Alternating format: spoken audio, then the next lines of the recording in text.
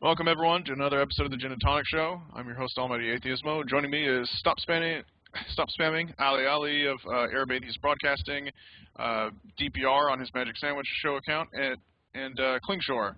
Although Klingschor may be leaving soon, he has a wedding to attend. So, I don't know why I just told you his business, as you didn't really need to know. If you'd like to join us to discuss the topic of the day, which doesn't exist because we didn't think of one, just send a Skype contact request to the Jinn and Tonic Show. Please do not call into the show. We'll call you. Remember to mute and minimize your blog TV or shut it off altogether so you don't hear everything twice. And everyone who calls in, if anyone calls in, they are advised that this is being recorded for later upload on YouTube and is being streamed live over blog TV. So, oh boy. We thought we'd just have a general chat. The next show that we're going to do is going to be on the Crusades, and we're doing some preparation for that, and want to make sure that all our ducks in a row for that episode. So this week, since we postponed that one, we're just going to have a general chat. Callers can talk, and panelists alike can talk about whatever they wish. So I'm just going to kick it off with some current affairs, and then just say it's kind of a depressing time to be the host of a show about Islam in the Middle East, given that everything. I mean, where do you start? Where do you start with everything that's going wrong? I know where to start. Go for it. Mohammed Morsi calling Jews sons of pigs and monkeys. And yet he says he agrees to an armistice with Israel, doesn't he? He does. He actually tried to. He went to Germany. I forgot exactly when, but he tried to pull off. Oh, it was out of context, and they just didn't buy it at all. It was so obvious. Like, there's no other context that you can have at all. I mean, it's pretty clear what you were saying, man, and it didn't work, obviously. So, I guess we could start it there. So now you have the president of an ally country like Egypt, for instance, because that's who he's the president of, calling Jews sons of pigs and monkeys. How's that for moderate Islam, huh? Well, that's canonical, though, isn't it? It is, in fact, canonical, which just makes it so much better. When he got back, how much heat he caught. He's like, "Why did you back off the pigs and monkey things? That's legit." You know, I mean, well, I'm surprised that he doesn't have a more hostile aggressive towards the state of Israel, but. I don't know. I'm so accustomed to the whole to a lot of the ranting. I think we're all suffering from a little bit of outrage fatigue at this point. But yeah, it surprises me that he there was that matter of the letter that was read that he allegedly sent to Israeli leadership saying. That we can live and let live, and that caused outrage. Everything causes outrage. I look at like the political scene here in the States, and I hear all these people like making excuses for, oh, the Muslim Brotherhood, they're moderates and blah blah blah. And this is so going to turn around and bite us in the ass. I mean, honestly, do you think that a guy who thinks it appropriate to have himself recorded saying this type of thing is really a good person to make a good relationship with? I think not. I think that at best he will conveniently say stuff about how they can be friends with Israel for now, and as soon as they can get out of it, they will. And so I think it's funny how, because the United States thinks they can get stuff done with these guys for right now, they're willing to make political cover for the Muslim Brotherhood and throw under the bus people like the Christians and the secularists and all that for now, and it's so going to come back and bite them in the ass, without a doubt. Is very clever. I mean, look at what Israel is doing. If they're going ahead and hiring Muslims as soccer players, and then there's huge outrage about that. So I think neither party, neither side is very good when it comes to diplomacy. Sorry? Outrage. So the Israeli national team has Muslim? No. There's an Israeli soccer team which has bought or rented or whatever some soccer player who is a Muslim. So the place was torched. What? What? Well, by whom? Nobody knows yet. Well, but there must be some group. Is it Orthodox Jews throwing a fit? Or I have only seen what has happened. Nobody has claimed anything, not that I know of. I just saw the facts. I saw that this is what happened. And I thought to myself, yeah, you stupid idiots. Neither side can get to grips with reality and just leave it. Never was a Molotov more justly hurled than in the middle of soccer dispute. Exactly. I mean, it's so stupid. Well, I mean, it's a nice change of pace. Well, I was about to say it was a nice change of pace from the religious violence that there was soccer-related violence, but it's now. Oh my goodness, this truly, maybe this really is the end times. When there are combination religious soccer riots, I'm pretty sure that is alone to just destabilize the region once and for all. I thought it's the opposite. I really think that everybody should be fighting their way through the Olympics or something, and not via guns. Yeah, combination fanatic hooligans. Fanaligans. Fanatigans. Yeah, but I think that politics. The United States should really heed the warning of making friends with Egypt right now. What can we... I think it's time for sanctions and fighter planes flying missions over Suez. I think it's time.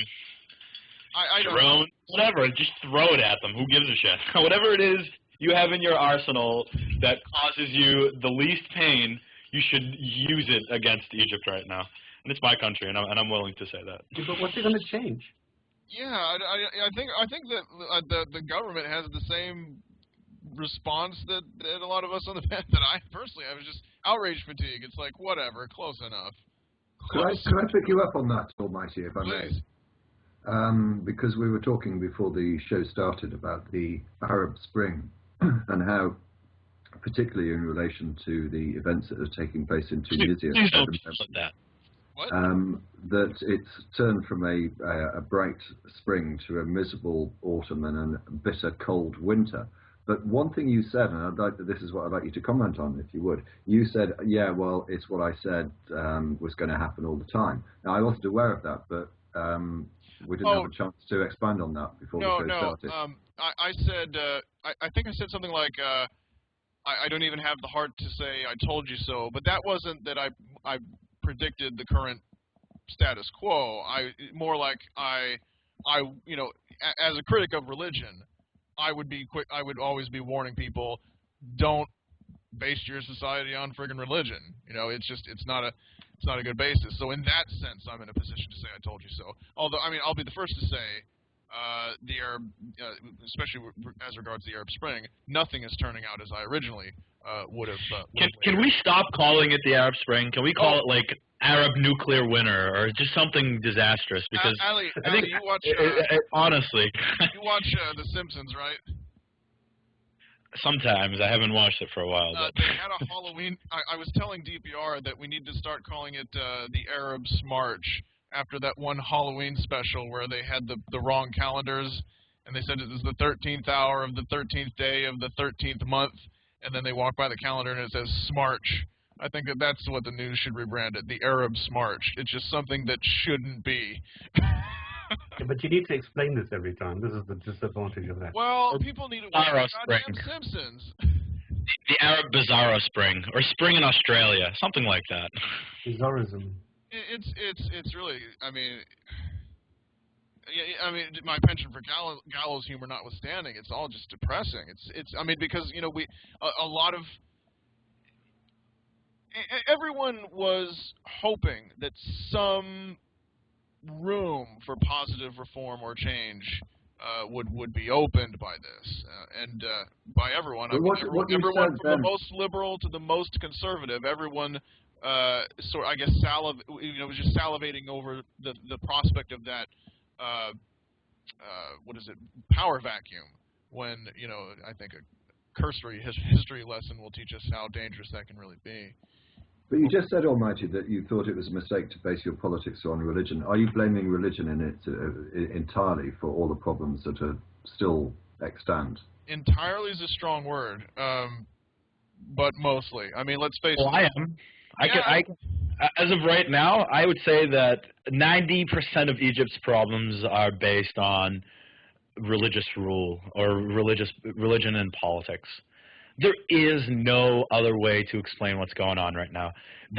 Basically, what's happening is that the ruling party, every time somebody opposes them with anything, they just say, "Oh, these people are against Islam," blah blah blah, and they take the righteous road, and obviously the liberals and all those guys, that's not going to wash with them because, well, for one thing, most of them are actually Muslims, and so I mean, if you take away, just think about it this way, okay? It's going to take years to get rid of these guys, and there's going to be blood on the streets for years to come. It took 18 days to get rid of Mubarak. What's the only difference between that autocratic rule and this autocratic rule? It's the religion. that's the problem. Yeah. Plus, you have to start looking at things like, for instance, what's going on in Tunisia today. Imams and sheikhs put out a fatwa against the secularist opposition. One of them is assassinated. Now Tunis is on fire. And I would not. I mean, I'm thinking that within the next 2 months we're going to start hearing about assassinations of secularists in Egypt as well. And so, I mean, it's hard to say that this is not based on religion when imams are on TV putting fatwas on secularist leaders' heads, and their death is causing riots in the streets. It's hard to see I mean, you could say that religion is being used in politics, but it's certainly religion, I mean, in a big way. I think there are times when it's impossible to distinguish between the two. That is to say, religion and politics, they're very interwoven, aren't they? Yeah, but what is the basis here? I think that it's a religious drive which is getting the people in, which is saying we are self-righteous and we have every reason to be because we are based in religion. So it is Allah who is giving us the justification for the things that we are doing. Look at what, I mean, the people, the first reaction when the Muslims went crazy in Mali was, we are recovering the Muslim land, and now the French are going in and attacking the Muslim land. That was the first reaction. So it's always religion-based, the same as the case in Syria. They are saying we have the justification and we're only doing the job that we are supposed to do, and we are only doing what is right. So they don't see any wrong in that. And this is why I see that religion is 99% to blame for this, which is being abused by political powers and by trying to instrumentalize it and use it as a political power.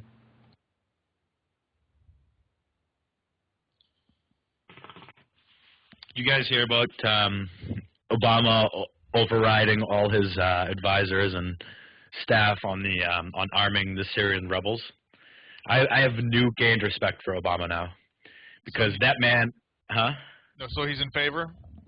No, he would not supply arms because he feared that it would get into the hands of terrorists, and he's absolutely right. Honestly, if I were the United States right now, I would start supporting the government, because yeah, definitely. I mean, yeah, absolutely, without a doubt. At this point, it's a mix of Al Qaeda and some other unsavory characters that are fighting the government. And you say what you want about Assad, he's not a religious zealot, and I think you cannot say the same for the opposition. I think that there's just no turning back. You know, who knows what will happen in the aftermath? It just seems like there's no good options. But you know, it seems like we were all arguing the exact opposite point years back, and that was, you know, we need to stop.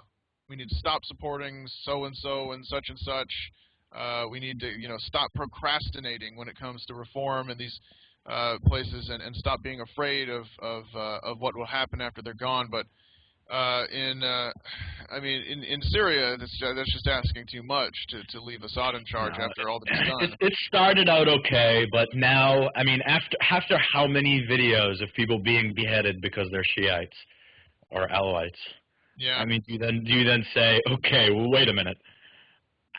I don't like Assad, but I don't want these people. Are you kidding me? I mean, they're literally using like dull knives to cut people's throats, and they're recording it and proudly posting it everywhere. Okay. Well, So what is the motivation?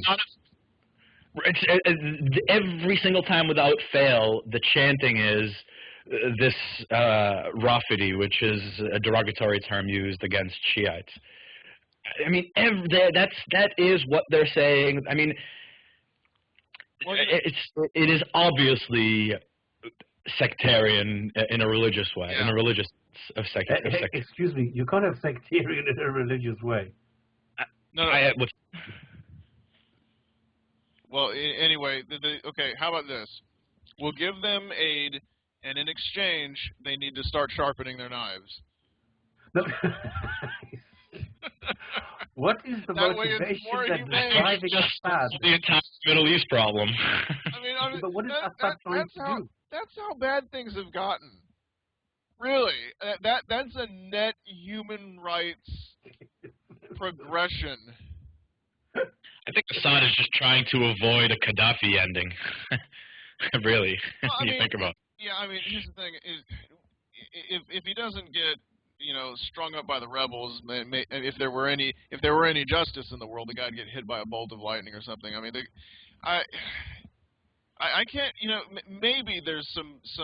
Well, there's a lot of legitimate reason to be anxious about what will happen once the Syrian regime is gone altogether. But I can't do it. I can't ever give even tacit approval to Assad. I mean, he's just gone way too far. Well, I mean, I guess I am a little bit biased because the amounts of death threats that I'm getting from Syria Really? has just gone through the roof. It's after Assad, we're gonna slit your throat. It's like, yeah, I can't support these people. I don't care what Assad is doing. What has Assad been doing over the last, let's say, 5 years? Is there anything positive that has happened in Syria? He's just been butchering his population. That's why I asked, is there anything positive that he's done in the last 5 years? No, I don't even think he makes the trains run on time. And that's the only thing that usually the strongman does well. The only positive thing that Assad has been doing is he's not been the rebels. Yeah. To me, that is really it. Honestly, I mean, if we had the option, I would just get rid of them both, and Yeah, but hang on, I remember when he was it's elected. going to be difficult to do that. I remember when he got elected, he was the reformer. He was the smart guy. He was the guy who was going to take Syria into the future, into the modern future. I think you have him confused with someone else. He just inherited the position from his father. He inherited it. I thought when he came in, he was elected. Okay, then it's not an election process, but I remember the speeches that he gave, and I thought to myself, hey, here's a smart guy. He can really make some changes. I actually thought he was elected. No. It's a dynasty. Oligarchy with a familial dynasty at its center. Yeah, this guy's been on. I mean, this guy's been on Charlie Rose and other talk shows, and he's just very chatty. And yeah, he wore a progressive face, or at least a face that was palatable to people outside of the world of hardline dictators or Islamists. But yeah, when push came to shove, he just gunned down his own people. I mean, artillery strikes against people just shaking their fists. It's just, people, snipers just randomly popping people's heads off. It's just the most gratuitous display imaginable. And you look at the Syrian uprising is about 2 years old, a little bit less, and already the casualties are they look like they might give the Iraq War with all of that violence over. The latest figures I heard were 140,000, but that might be scaled down a little bit. Yeah, I don't know. I've heard much lower, but I mean, anyway, it's a lot of the rate at which people are dying is so much faster that it looks set to overtake Iraq, and Iraq was once. I mean, it's in a weird way, the U.S. has it can sort of salve some of its wounds. You know, the horror we feel when we looked at Iraq and realized what we had helped to bring about there in terms of the security situation deteriorating, the inflammation of the sectarian tensions, which had these people killing each other back and forth. Now it looks like that would have happened sooner or later. We were just dumb enough to trigger it prematurely, but it seemed like with both of the Ba'athist nations that an implosion was going to happen, and it was only a matter of time. Although I'd hate to think what had happened if Saddam Hussein was still in power and the Iraqi population tried to surge against him the way the Syrian population surging against Assad, because Hussein just seemed like he was that much more heavy-handed, using gas and whatnot. There's no good options. I mean, I'm not a very good internet smartass, because if you're going to come on the internet, you got to pretend like you have all the answers and just in one fell swoop, in one podcast, just solve all the issues. But I really don't even know anymore. I don't know what advice I would give. I don't know what course of action I'd take these days. It sounds like there's nothing but bad options. I think they learned from the Shah, because the Shah went overboard, and I thought people learned what to do and what not to do, but it seems it doesn't work that way. No, well, I think if anybody's going to take any... I'm telling you, sorry, one option I was going to suggest is just leave these countries to sort it out for themselves. Yeah. Yes and no. This is what is good. What happened in Syria, that nobody in Syria actually intervened, because I was afraid that there was going to be an intervention there and this was going to be a non-stop thing again. So I'm quite happy they didn't, but I'm also sorry because it's ongoing and it's causing a lot of misery for people. But I don't know if anybody would have been able to stop it. You know what, DVR, it reminds me of, has anyone here read The Hitchhiker's Guide to the Galaxy? I have not, sadly. There's a race of aliens in that book called the Silastic Armor Fiends of Striterax, and they're the most aggressive race known to the spacefaring peoples. And they said that the best way to defeat the Silastic Armor Fiends of Striterax is just to lock one of them in a room by himself, and sooner or later he'll beat himself up. Jay, yeah. Jay, welcome. Go ahead. No. I was just trying to introduce Jay. Welcome to the show, Jay. What do you have for us today? And then I won't forget your comment, Oli. We'll get to you.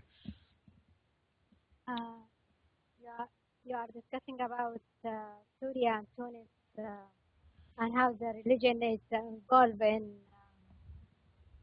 in politics.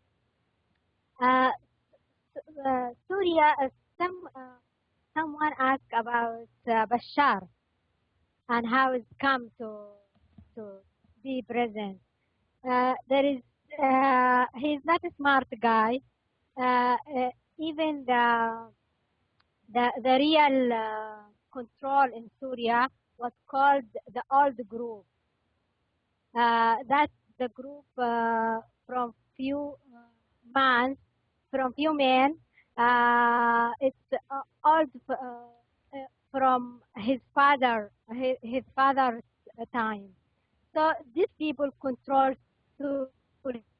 Syria. Yeah. Actually, Bashar is just sweet picture, put it in front people, not more, not less. Actually, the situation in Syria, in my opinion, I almost agree with Ali, because in this time I saw a lot of video. There is so violence, radical Islam, Al-Qaeda and others try to control everything in Syria revolution. I agree. In the first place, I support this revolution strongly.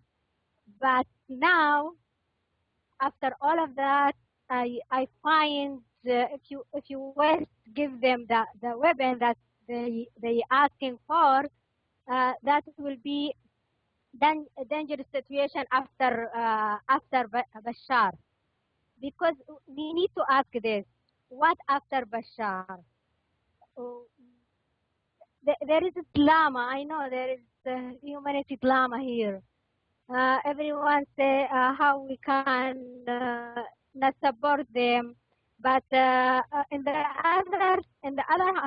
other hand, how I can support someone want to hang and kill everyone else, not Sunni or not even radical or not even support radical Islam. How I can support those people by weapon? I can support them by aid. I can support them. The people need like children through UNICEF, not through Islamic organization. I can support like this, but I cannot agree with the idea that give them the weapon and let them destroy Bashar. The question is there: what after Bashar, and how you can control the weapon after Bashar, and what will happen there in the ground, and what about the other ethnicities like Christian or Kurdi or Shi'i or others. All of this question West should put on the table, in my opinion. What do you think, guys? Well, I think we should arm the Kurds. Arm the Kurds and let the Kurds rule as autocrats. First off, they've had a really bad deal for a really long time. By the way, if anybody's going to take anything away from this show is, don't listen to anybody on these issues because nobody has any idea what they're talking about, including me. So going back to my fantasy, I think that if we arm the Kurds, right, they've been incredibly oppressed, and why not? Nothing else has worked. Let's arm those guys and let them take over. I think maybe that's a good idea, but no, I don't know. Whatever. But now, is any of this religiously motivated, either side? Wait, Yes, of course. in which case? Go ahead. In Syria. Oh, Is Assad in any way religiously motivated? Are the rebels in any way religiously? Is there any Muslim Brotherhood or something involvement here? It has become, whether it was originally, it has become almost strictly along religious lines. There's factions within factions within factions, but it seems that the majority of the people involved in the conflict nowadays are either framing it in terms of sectarian, as a sectarian situation, or at least acknowledging that is increasingly the case. Yeah, it's Sunnis against the Kurds, the Christians, the Alawites. Basically, all the minorities have banded together, and now they're all fighting the Sunnis. At least the way I see it. I don't see any minorities going over to the rebel, quote unquote, side.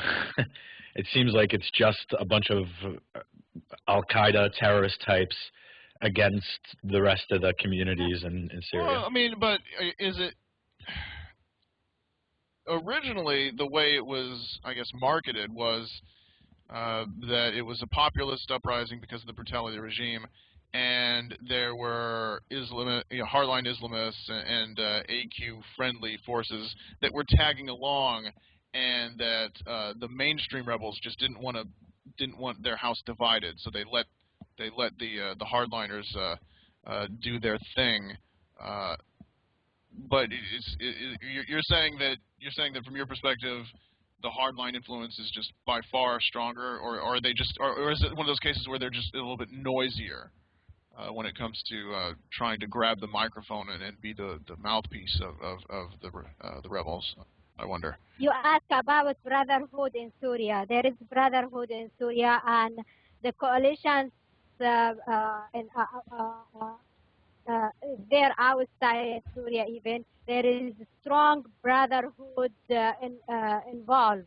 They have our agenda as a brotherhood, and they are so active political, and they have a strong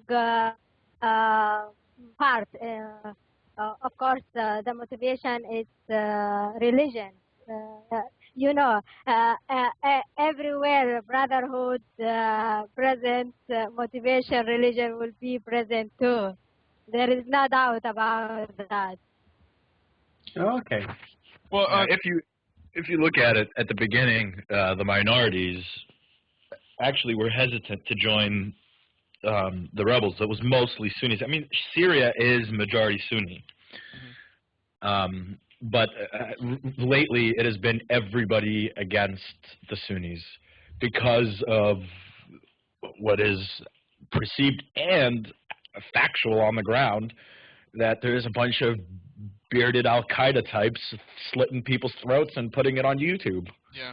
I mean, and to expound on what to answer further what Stop was asking about, you have to understand there's all these different forces funding and equipping and arming all along the Sunni-Shia divide, and there are many power players in the Sunni sphere who see this as a way to get back at the Shia for Iraq, because you had Iraq, which was a Sunni-dominated Ba'athist clique in a Shia-majority nation. Oh, who did we lose? Can you all still hear me? I think I can. it says there's a problem with the call. Can people in a... Okay, looks like... Oh, well. It says there's a problem, but I don't see with who. At any rate. So, yeah, you had Shia majority Iraq, which is now, largely governed by Shia, since they're, the Sunni-dominated Ba'athists were kicked out. So this was seen as an encroachment by Iranian and Shia interests. So now you have the Sunni who see the Alawite Shia-backed Ba'athists in Syria. So this is a chance to kick them back. It's a little bit like like the U.S. Jumping for joy at the difficulties that the Soviet Union encountered in Afghanistan, while we were still licking our wounds from the difficulties we had in Vietnam. You know what I mean? It's this the whole region is this chessboard between people moving funds and equipment all over. But yeah, this is an opportunity for the Sunni to kind of strike back and push back a border, and then they get a territory, so to speak, of their own. But I mean, like Ali was saying, there's so many different people, and it's so convoluted with so many people with different interests. And then, of course, sooner or later, you're forced to band together into some sort of a coalition against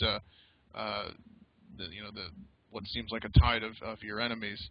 I mean, it's just a complete mess. It's just a complete but somehow the people are still making money out of this. Oh well. By the way, I think DPR made a comment earlier about letting these countries work it out for themselves. I just wanted to I mean, regardless of everything we've just said about how ridiculously complicated everything is and how hard it is to see through, just keep in mind that what happens in Syria will not stay in Syria. What happens in Egypt will not stay in Egypt. And so you can do nothing if you want, but be prepared to have this stuff brought to you, okay, because it's not going to stay there. And so, it's easy to say, well, let's just not do anything. But later on, there's going to be more problems that we can handle. And I guarantee you that. Jay, are you from one of those countries?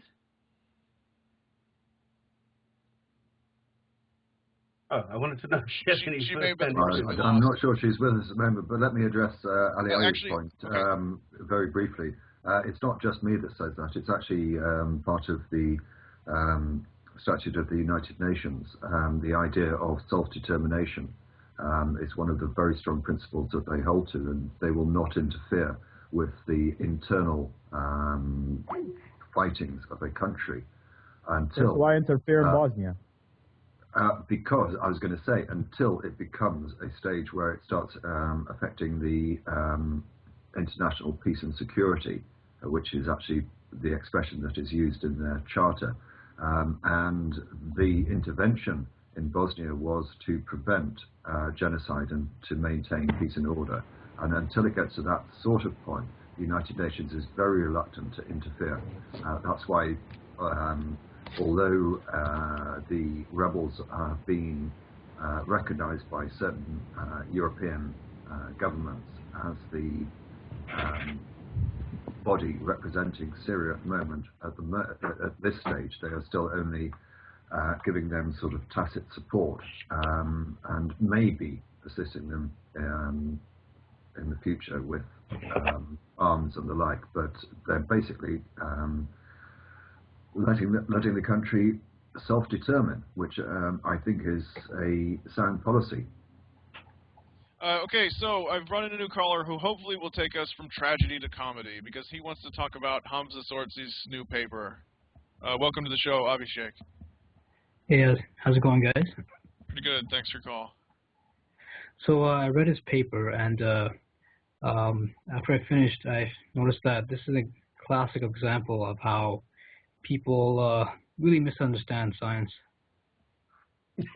Yeah. He misunderstand. He doesn't know how to spell science. Yeah. Really? Because is that even the philosophical aspect of it, I mean, he sort of reduces science to purely empiricism, which is not, it really isn't. You know, you have a lot of mathematical modeling, hypothesis building, etc. But what really struck me is that he seems to take science and mold it into the image of his own religion. So he asks us questions like, why can't science explain moral truths or explain mathematics? Because it's not supposed to, right? Yeah. Why can't I think he's just watching way too much William Lane Craig. I actually think that's a problem with all Muslims that do this type of debating. They watch way too much William Lane Craig and don't bother to look at the answers. That well, I'd very much like to hear Stopspamming's views on Hamza, because I think he's been fairly mute on Hamza. Stop, what are your opinions of him? Did you just hear me vomit or what? No, I mean, he's a total fucktard. He's a total idiot. I mean, why do you think I call him Hamza the liar Tzortzis? I have proven so many times that he lies, he deceives, I mean, he is such a low, despicable human. It is absolutely frightening. Okay, I finished the video on his paper like an hour ago. I'm going to upload it later. It's horrendous. It's terrible. It's awful. I do not know why anybody pays any attention to him, because all you need to do is listen to 5 minutes and you know that there is absolutely nothing that makes any sense. So yeah. And I just want to add, I sort of agree with Stop, but I don't think he's probably not that disingenuous, just ignorant, I guess. But the problem with induction and the problem with causality has actually been answered about 200 years ago by Immanuel Kant. But I guess he hasn't caught on. Yeah. Could I just ask, because I'm ignorant, I've not read it. What points is he advancing in this? I would use the word paper, but that gives it some sort of credence in these scribblings. He uses all the isms that you can imagine. There's scientism. There's a whole lot of nonsense. The whole paper consists only of one thing, and that is names. All he does is at the back, he has 1.5 pages of references, which are referring to 2 or 3 liners in the paper, and I think the whole paper is just there to drop as many names as possible. He takes excerpts from all sorts of people. What he relies heavily on is exactly what Abhishek is referring to, because he thinks that empiricism equals science. Scientism equals science. All he does is he just tries to discredit science to make it look unreliable. That's all he's doing. And by doing that, he thinks he's doing himself a favor by keeping his followers, who are paying for his upkeep at the end of the day, a favor by keeping them dumb. That's all he's doing. But the punchline is he doesn't think that human beings evolved, or he doesn't think that anything evolved. This is the whole point. He doesn't mention it. He says in his paper about is on evolution, but he doesn't mention evolution. Wait, in his paper about evolution, he doesn't go into evolution? No, he does not mention evolution. There is one line on evolution. The rest is about just polemics. There is nothing on evolution in there. But isn't the paper entitled something? Wait, can you guys? Yes, but he doesn't. Wait, so what's the title of the paper? Has evolution been misunderstood? And then it never talks. Literally, never talks. Does it? How many times? Well, at the end, he mentions the that. word evolution comes in, but he doesn't address evolution. There's only one complete sentence where he addresses evolution, but that's it. Stop. You said before that it's largely polemic, and what I would say is that polemic is not a bad thing in and of itself. I think that if you're making an argumentative, persuasive, essay purely to change someone's mind about like evolution, and to say that it's correct, I think that's fine because evolution is correct. So it isn't that it's polemic per se, it's that it's baseless polemic, or that it's polemic, unsubstantiated polemic. I think that's the distinction that ought to be made. Okay, but Atheismo is actually pointing out the very crux of the matter. The paper is on has evolution been misunderstood. What would I, as a paying customer of IERA, expect? That somebody tells me what evolution is, what are the most most frequent misconceptions, what is the mistake that normally people make, how does the Quran address something like evolution, why is there a topic at the moment which is being discussed in the Muslim community regarding evolution. So I would go and deliver a factual representation of the status quo and then say, okay, this is what we find and this is why we recommend, because the Quran says this and this is how we think it should be solved. They don't do any of that. This is just using polemics just to make science look unreliable. This is why I'm using it. I mean, that is just such a wide swath that he cuts. It's not just the one theory. It's not. I mean, because we've tangled with so many different young Earth creationists on the Christian side, and usually, I would say usually the Christian anti-evolution crowd, they are a bit more tactical. They sort of roll up their sleeves. I mean, Nephilim Free, of course, is probably the most notorious of all, in that he will research the most obscure arguments that unless you're that can be surprisingly hard to counter, even though when you hear him talk, you know he's regurgitating something out from a site, and you can already smell bullshit.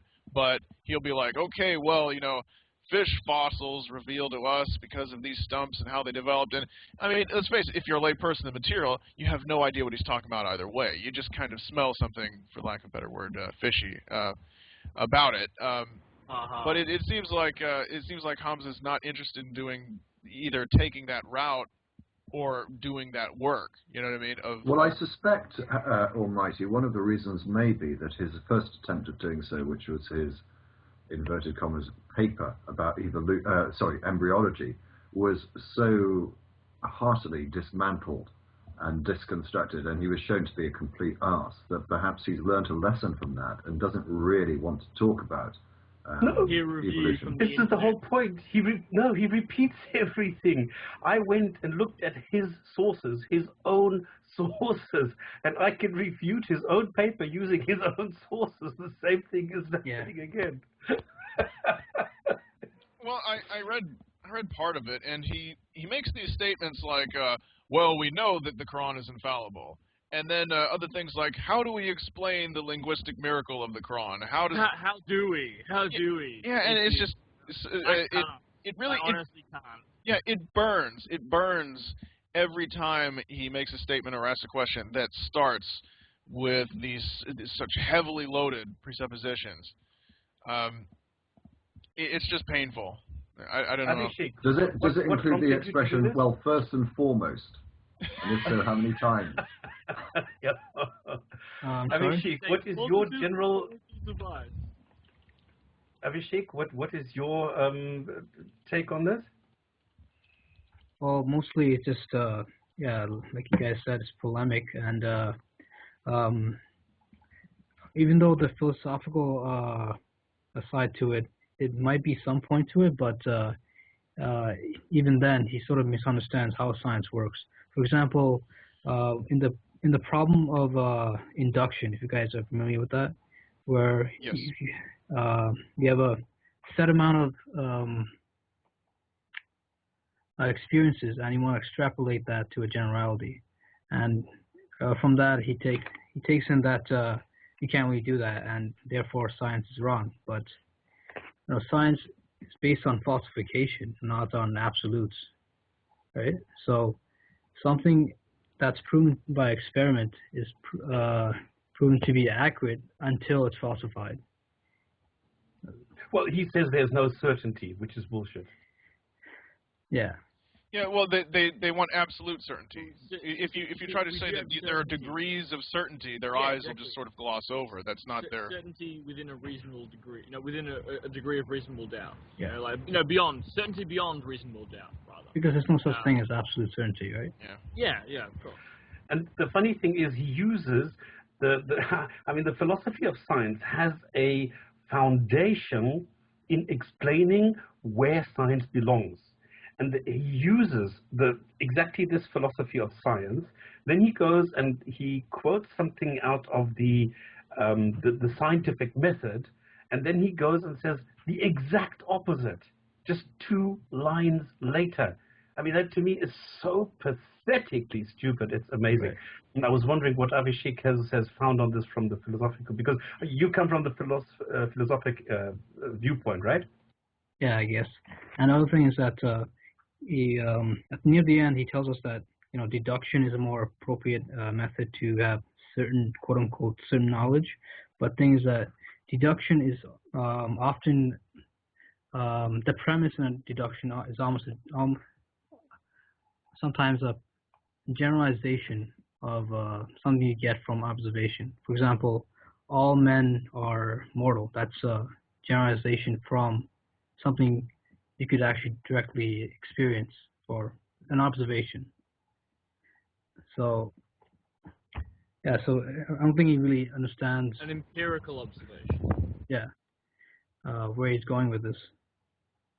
This is very similar to what very early philosophers thought of as pure reason, where you could just deduct something about the world using just, I guess, armchair philosophy. Okay, here's I just downloaded the PDF. This is just at the very beginning, the preamble or what have you. Do you have the link that you can put in the chat, because I can't find the link? Yes, just a moment. There you go. I'll also link it to people on the stream. Okay, hold on. There we go. Okay, so without further ado, it must be noted, this is Hamza speaking, it must be noted that science can reach a level of certainty, but this is very rare, and although highly effective, it has severe limitations. People need to understand this and limit it to its sphere. There are many areas of knowledge that science is de-scoped. In other words, it has no say. Therefore, people must be aware of the fanatics in this debate masquerading as bastions of truth and beacons of light for all to follow. These fanatics are the science fundamentalists who advocate a narrow and dogmatic approach to science. They presume and propagate naturalism, empiricism, and scientism, all of which are incoherent and lead to philosophical absurdities. Just 2 things quickly, Almighty, if I may. Firstly, the link that you posted is actually a link to where it's stored on your computer, not on the internet. Yeah, what the hell, dude? And secondly, I didn't understand what you just said. I know that, and I don't think I'm the person interested. who wrote it understood it. So the thing is, though, that I don't get it when people say that science is a sphere. Science is a tool. That's it. It's a method. It's the best method we have for ascertaining the accuracy or the truth of any given matter in the world. That's what science is. So there's no sphere of science. Science can be applied anywhere. Want to figure out the best morality? Why? Use empiricism, data, and logic together to create, to establish what is the most, beneficial mode of morality to adopt. Science, that's what you use. That's what everyone uses. Should I go to the shops over here or the shops over there? Oh, let's see. Which one cost-benefit analysis? Which one is the best? Oh, it's a process. The process of science. right? So why, even Muslims use it, they use a distorted science, yeah? But they use a kind of science when they're, you know, hadiths and Quran and, oh, which one is more reliable? It's a shit, they use a shitty criteria, but they still do have like a, you know, a pseudo-scientific approach, you know? So Yeah, what is this about? methodology. Oh, there's a sphere of... No, there's not a... Science is everywhere. We use it all the time. It's just that some people like to reject the conclusions of science in certain areas, which is why they arbitrarily delineate, oh yeah, here's the sphere of science, here's the sphere of religion, here's the sphere of my fucking head. Like, you know, it's just silly. Okay, now the thing is, here's where you can see how strong the Craigian influence is, because he loves these poisonous, flawed syllogisms and these what he thinks are these logical, irrefutable structures. He says, point 1, evolution is an intellectual product of science. Point 2, science is made up of a process and a philosophy, blah, blah, blah. Point 3, the scientific process is limited. Point 4, the philosophy of science most of the time does not produce certain knowledge. Point 5, divine revelation is certain knowledge. Conclusions. Science is a limited method, whereas divine revelation is not. The end. Well, the premises are airtight, so I mean the conclusion must be to follow directly from revelation is certain. Yeah, science isn't perfect. Magic is perfect. Magic wins every fucking time. Every fucking time. Yeah. I don't. How do you? Well, let me take the words out of your mouth, if I may, Almighty, or try to. How do you deal with people like this? And this is something that I've been asking myself, and I want to try and bring it around to a serious point. I'm not saying what we're talking about is not serious, but how do you deal with people who are so fucking ignorant, so stupid, so indoctrinated, so willfully dishonest? How do you deal with these people, apart from doing the hard work of consistently showing them to be wrong? And you know, the amount of money that his organization is bringing in, if we had an annual salary like that, Jesus, we would only work a couple of years and then retire. They're bringing in about 800,000, I think his last tax returns were. Yes. And it's a charity. I say him, I shouldn't, it's the I-era. I'm bringing in £800,000. That's about three-word answer. $1.3 million a year for him to go around with his cronies spreading this sort of disinformation. It is a serious issue. We talked before about the Arab Spring and how religion is responsible, or one of the main causes of all of these conflicts that are taking place. This religious nonsense is being perpetrated by him. What do we do to stop it? It's a very, very serious issue. And we can't just rely on the likes of Dawkins and, unfortunately, no longer Hitchens and Sam Harris. There's got to be something more we can do, isn't there? Just mediocre graduate students. That's the answer. Just assign like 2, you know, not great. I mean, you certainly don't want to use up your brain power on this kind of thing, but I'm sure that you can, in some solid university, you can assign like 1, you know, below average graduate student and just have them read through this crap and answer it.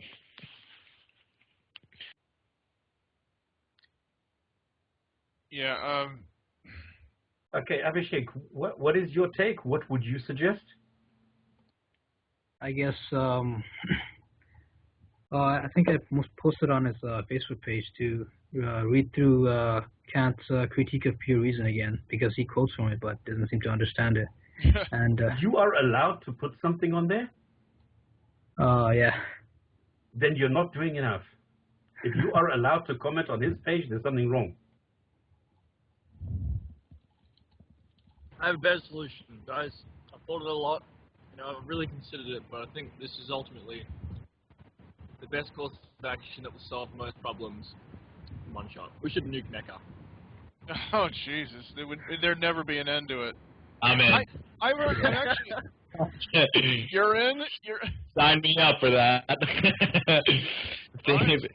They need a pilot. I can go to pilot school tomorrow. They need. Wow, an Arab and an American. I'll take the blame, actually. Ali will actually be the secularist suicide. He'll be the secularist 9/11, but it'll just be him flying a biplane into the Kaaba. Yeah, it's just one of those little wind-up ones. Just give me an island, okay? Call it a sovereign nation, and give me a plane and a bomb. And you could say the sovereign nation of Ali has bombed in Mecca. You know, for every situation in life, there's a Simpsons sketch that I think of, and now I'm thinking of. Remember way back when there was an episode with Sideshow Bob where he tried to kill Krusty by flying that little biplane into that building, and it just wasn't effective. Sideshow Bob predicted the 9/11 attacks. Now that I think about it, he was. I mean, who had thought of that before he did? This was years and years before September 11, 2001. Japanese. Oh well, but not ships, not so much buildings. I'm pretty sure the American government had an idea of the possibility of planes being used, like as a possible strategy.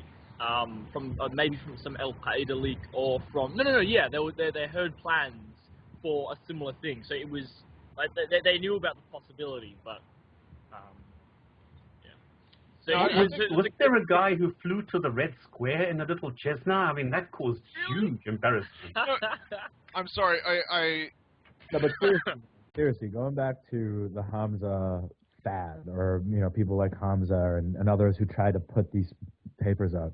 I'm really serious about that. Why is it not a good use of resource, considering the damage these people are causing, to assign some graduate students to just do nothing but read their papers and write a shellacking every time they come up with crap? I mean, I'm sure that there needs to be an institution.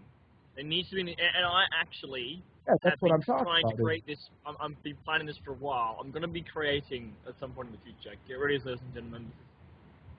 I think that every biology department should have one graduate. Why waste the time when you can draft in, right? If you have an organization like the one I'm planning. I won't put the name out there yet, but I'm planning an organization that will be looking into and scrutinizing and researching Islam accurately. So basically, you go on the internet and you're like, oh, Islam, oh, Jihad Watch, oh, Pat Condell, oh, Wiki Islam, and they're all shitty, biased. They do such shocking research, like not only distort stuff, but they also miss stuff. They miss so much. Good shit that you could be really criticizing about Islam, and that just that is such sloppy research. Nothing to do with Islam. No. Wait. So, I propose I'm going to be creating like a website and sort of like an organization, and part of that will be responding systematically to people like Hamza Tzortzis every time they produce a piece of shit. Well, you guys are already doing that, right? No, but I mean like in a more centralized fashion. In as a single. Like a body. It has happened, or it's in the process at the moment. It was started last week, and it's being filled with contents in the following week. So there's going to be 4 different areas. It's going to be on philosophy. It's going to be on the standard scientific claims. It's going to be everything that is condensed on Islam. All the information that you have is being put there. If you want any details, Captain Disguise is the one. He is the one who started this, and he is the initiator, and he is the one who is coordinating this. Yes, paper on embryology was pretty good. Okay, exactly. Now it's personal. I'm still reading this paper. He lists what he feels are 5 what he calls recalcitrant facts, which supposedly cause major problems for naturalistic philosophy. One is consciousness. The second is language acquisition. Now, I'm sorry, I don't know where he's getting this argument and regurgitating it from, but that really gets under my skin. We know how people acquire language. A lot of people, a lot of really smart people. It's called Fox P2. Are working on this issue. I mean, this has been a long-running debate between this I mean, we know a lot about the subject. I mean, that really actually makes me angry, not even joking, that he would put that on the list. Language acquisition seems mysterious, so it can't be explained. No, it can, and it has, thoroughly. Okay? It's just the fact that you didn't look up any of the mountain of research on that just pisses me off. I mean, we understand how language develops. We understand that we're learning more and more about the language centers of the brain. We've done a lot of work with feral children,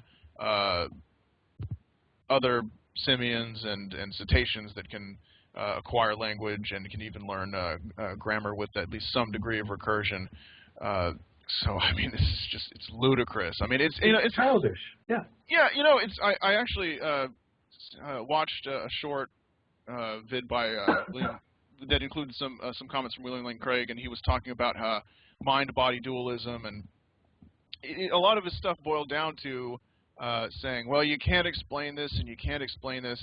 And I thought, look, whether you're talking about a biological organism, or whether you're talking about a man-made machine, just because something is more complicated than you can fathom doesn't mean that there's magic involved. But that seems to be the conclusion that they are so quick to jump to. I mean, but the thing about the language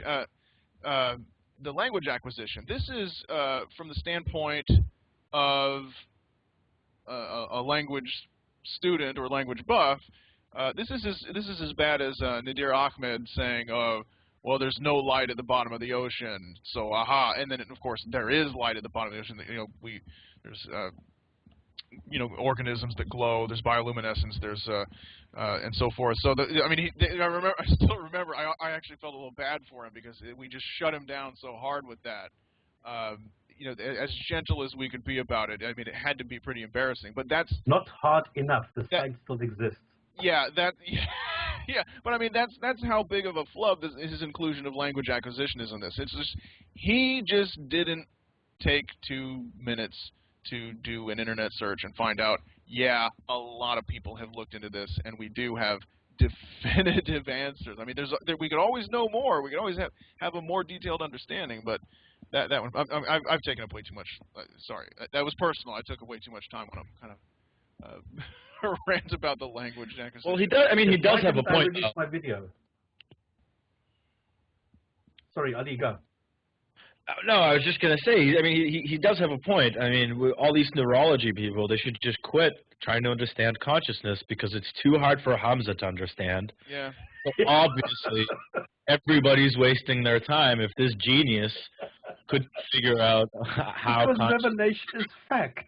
Yeah, revelation is absolute knowledge. I mean, don't you? I mean, these neurologists are just wasting our money. Yeah, and see, that's the thing is, this is going to be obscure. You remember that we did that one stream and I was playing Minecraft? Yep. Yeah. Okay. There's this stuff in that game, if you're not familiar, called redstone, and it's basically like a powder, but it actually conducts electricity and also produces it. And people build these incredibly elaborate sort of Rube Goldberg type machines with it, and people will put up videos where they'll have redstone as far as the eye can see, like a football field, and then like all of that is just some elaborate timing mechanism that just does something very simple. You know what I mean? But it's some of the things they make are just really mind-boggling. And whenever I tried to do stuff, I just I could copy someone else's diagram, but if I tried to make some mechanism, just dream something up and try to make like a double door that opens on my own, it just wouldn't work. Because but the thing is, I wouldn't say, okay, well, you should take that out of the game. You should take that out of the game because I'm jealous of the people who are talented with that kind of thing. You know what I mean? But that's the mentality of the chronically anti-intellectual. It's like, I can't use it, I can't understand it, get rid of it.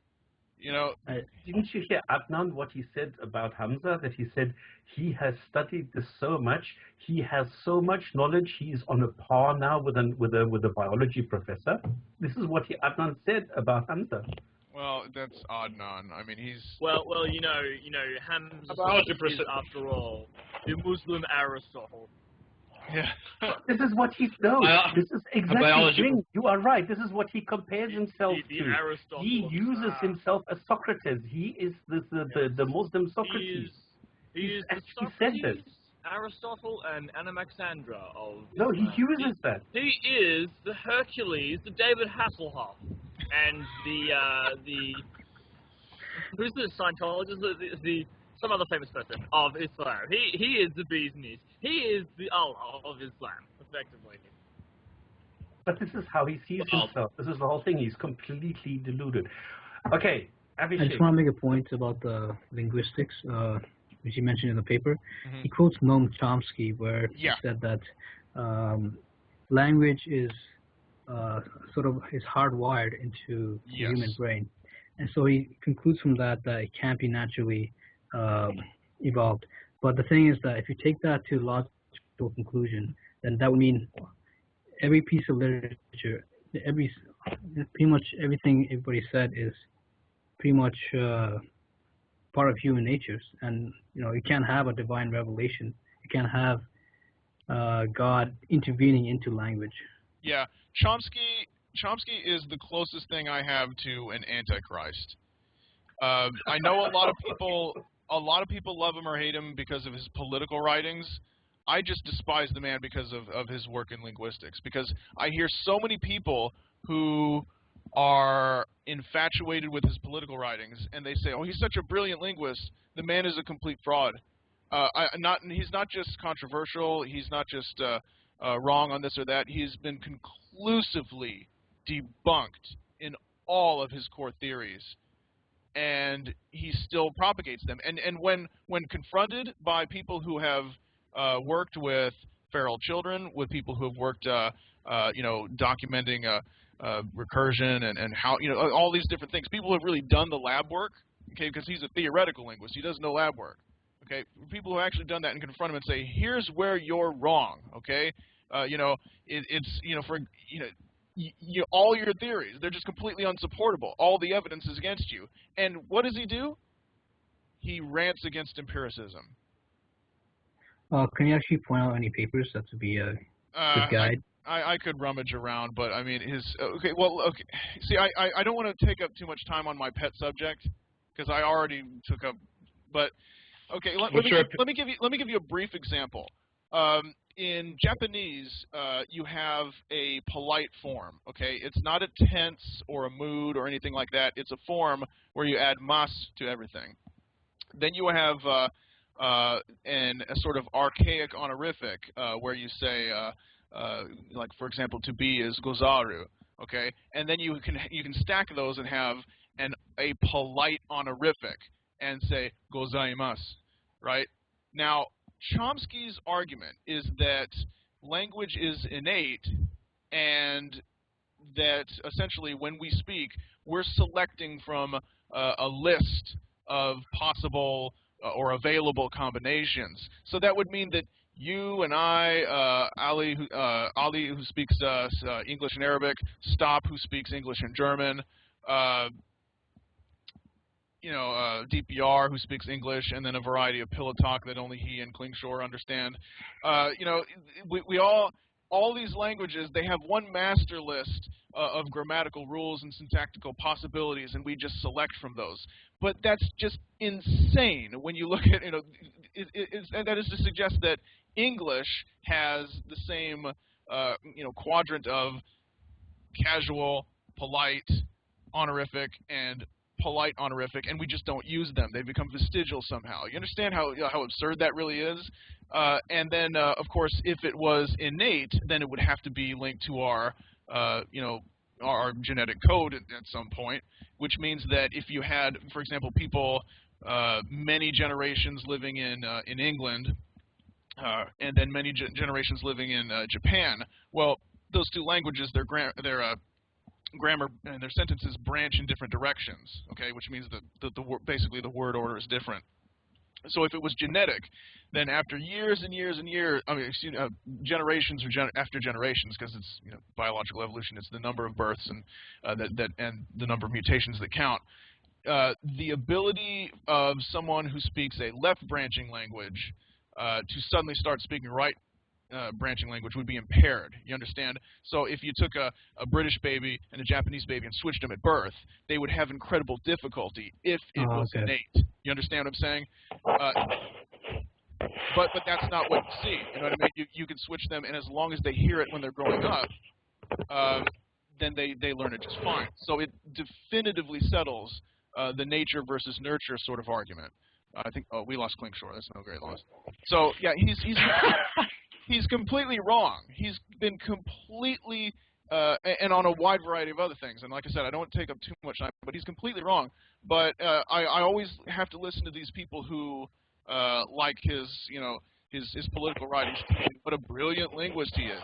He is not, and he is not very well regarded by his peers globally at all. The man is a complete fraud. What do you think of Steven Pinker? I'm tired. I'm tired after that. What well, about? just a one-word answer will do. Good, bad, maybe. Not really that familiar.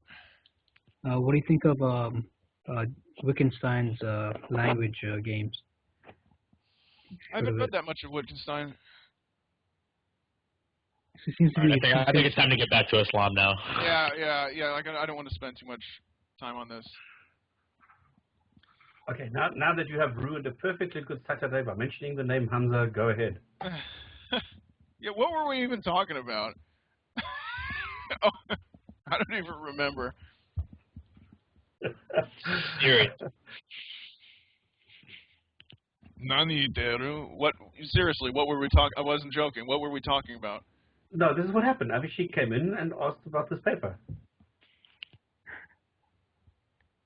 Okay then. Well, thank you for your call, Avi. We'll see you around. Yeah, I just finished. I was scrolling through it and I reached the end of it, and it didn't get any better. For sure. Can I just add for those? Can I have 30 seconds? Somebody asked, how do we know that Muhammad existed? We don't. There is no evidence. There is nothing that you can put there that shows conclusively that the Muhammad as mentioned in the Hadith actually existed. We know for sure that Jesus did not exist, but we don't know whether Muhammad, as described, was actually Freudian slip. Yes. Was but no, actually, I would disagree. They're practically interchangeable. Yeah, well, I don't know. We haven't yet discovered Hamza's hidden 9-year-old wife, so when that happens, yeah. Anyway, no, I would actually disagree. I think that I would agree that there is a kind of almost like very strong evidence that Jesus did not exist. I happen to think that is so. But with Muhammad, most of the hadiths are wrong in all the little details, but the general vibe of an Arab monotheistic leader named Muhammad who gave the Arabs a set of, or implemented a set of dietary and moral codes, like don't commit adultery, don't eat certain foods, don't drink wine. That is attested very, very early on. Like how many Muhammad? Hey? How many Muhammad? One Muhammad. Wait a minute. What non-Muslim sources do we have of Muhammad during his lifetime or shortly after his death to be making that kind of statement? Yes. In fact, no. What are you saying, zero? There are heaps. There are heaps of Syriac sources. Hold on a second. And I will. And there's CBOs. Yeah, name a few because I struggle to find any. Thomas Presbyter. The one from the CBS. Is the Doctrina Iobi. Who's that by? Is that by CBS or is that a separate one? Hold on. There's actually a couple that mention. Please, read up on those things.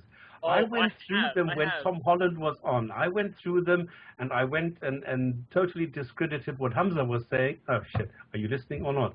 I am. When Tom Holland was on, I went and looked at all these sources, and I looked at them, and they have nothing to do with the Muhammad that we know. Well, the thing is, I tried to find any sources. The closest thing was something like 60 years after his death, and it was basically what the Arabs were saying. And then after that, you get sources like 100 and something years after that with, again, all just reiterating the Arab sources. Nobody seems to have any kind of account of this guy other than the accounts that come from Muslim sources, which I am not willing to take on their face value. And so I'm willing to give to the opinion that maybe they just made this whole thing up after a while, and, you know, that's what came down. I don't see why that's not possible. We have, alright, so I think the Doctrina Iobi is the one that details this. It was dated to around 634. Yeah, which is the one, very early one. I think it's the Doctrina Iobi, which talks about hold on, where's Eusebius? It talks about okay, I think it's from 660, and it talks about Muhammad and how he it does not talk about Muhammad. Yes, it does. It says Muhammad. Look what it says. In Syria, look what it says. A guy standing on a chariot with a sword who is a false prophet? Hold on. Alright. Hold on a second. That could be anybody. Exactly. No. Muhammad means the anointed one. Muhammad is actually the Christ. No. This is a function. It is not a name. Okay, here I have now, right? So first of all, I'd say that the book that you can find these materials in is all these early sources that are being catalogued by an academic. The book is, and give me a second to pick it up. It's by Robert Hoyland, and it's called what is it called? Seeing Islam as Others Saw It. And now some of the sources include, let's see, we've got. There's the record of Thomas the Presbyter, who mentions the Arabs of Muhammad. This was written in 640. Sorry. That's exactly the point. The Arabs of Muhammad. The Arabs of Muhammad. Yeah, and you go, and then there's another one, but then, right, Eusebius, the bishop of Eusebius, who's writing in the 660s. So this is 40 years after the Hijrah. So this is 40 years after his death, and he mentions only what the Arabs say about Muhammad. Nothing is firsthand about Muhammad. I've actually read up on the source, and it's not academic and not to be taken as history. It says Muhammad, right? And he was a merchant. He was a preacher. He taught that he was inspired by Moses. He was, he made them end polytheism. He gets the story from the Arabs at the time. So this is like a very early source. Like, if you're going to reject this, then goodbye. It's not a source. Goodbye. Klingschor. This is like the PDF for Jesus. It's the same thing. It's like a marketing insert. No, I don't think it is, because it is. The first source is Mark 70 years after his death. Why? How is this any different? Well, because we do have some early sources mentioning him, and then we have a very early on 30 years. Well, then name one. Kling, you're not doing it. You're not doing it properly. No, you didn't. You are saying somebody said something about somebody else that you heard from somebody else. You're strawmanning me. Why are you strawmanning me? No, that is definitely not it. You've got what? From a Jamaican uni. Yes, I go to a Jamaican university. Atheismo. You got me. No, we've got sources. I mean, the sources actually indicate that Muhammad was alive in 634. That's what the sources indicate. These early Syriac sources. There's just been a book written about it.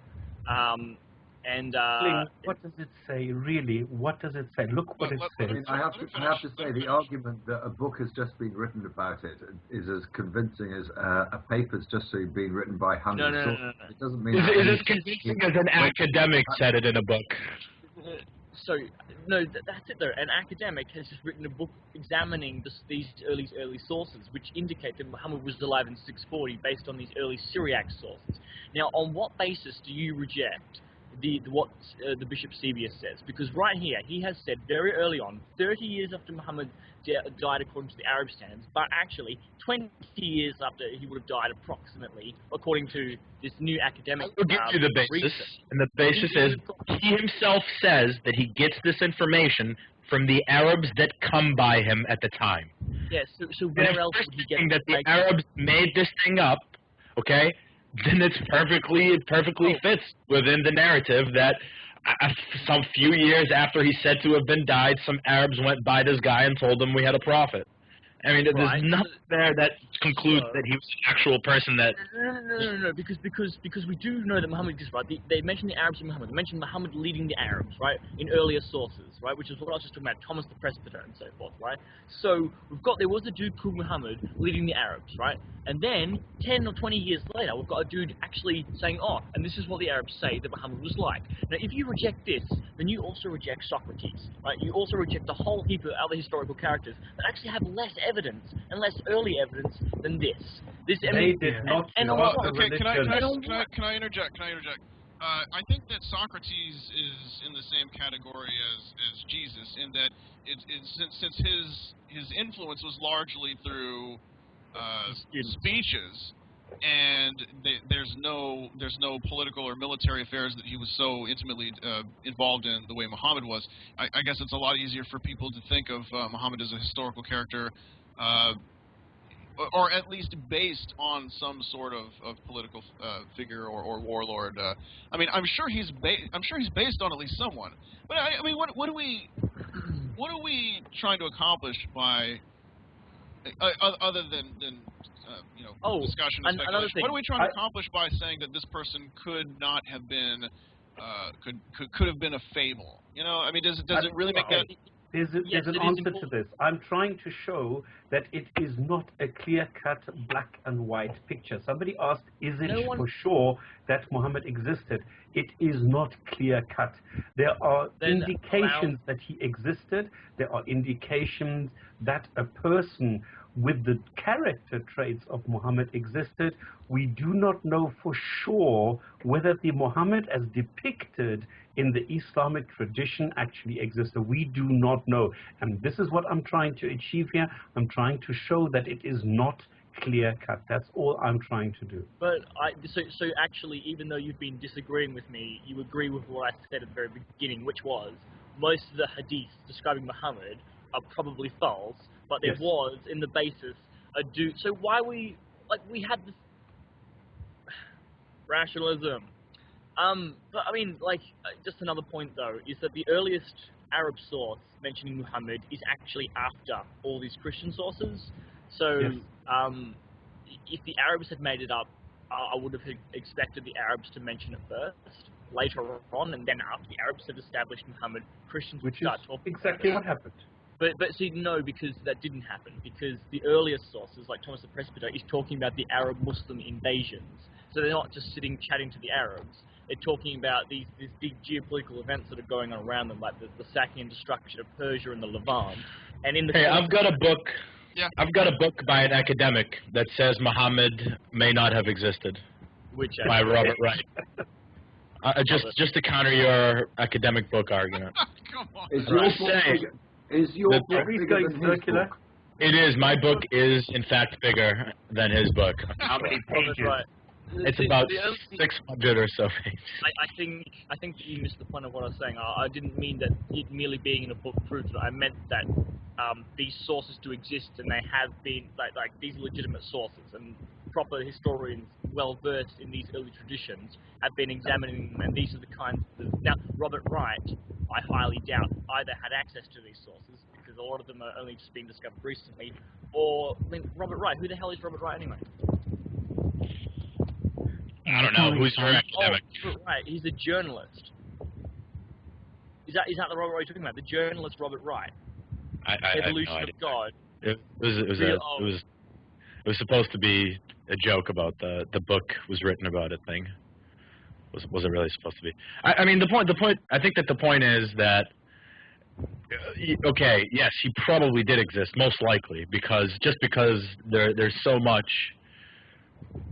saying that he did exist that it would be kind of difficult. But there is a case to be made that he was a made-up figure. I mean, it's not as definitive as some people make it out to be. At least in my opinion, anyways. I think that you can make a case that Muhammad never existed. I think that you can make a case saying that, and you wouldn't be completely in La La Land. Well, yeah, I mean, I think you have to give a little bit of leeway to your consideration. I mean, if Muhammad had been born in Georgia during the American Civil War, then we'd have Ken Burns reading, correspondence about him. Dearest Clarabelle, Muhammad and I went, here and there, and we shot some, some Yanks and so forth. You know what I mean? So I mean, the relative lack of literacy is the main problem. You didn't have on the peninsula enough of a volume of written works to leave behind an impression. So it's unsurprising that a foreign source would be the first source that we find, like in the case with Eusebius and the other Christian authors. DPR has a comment. Go ahead.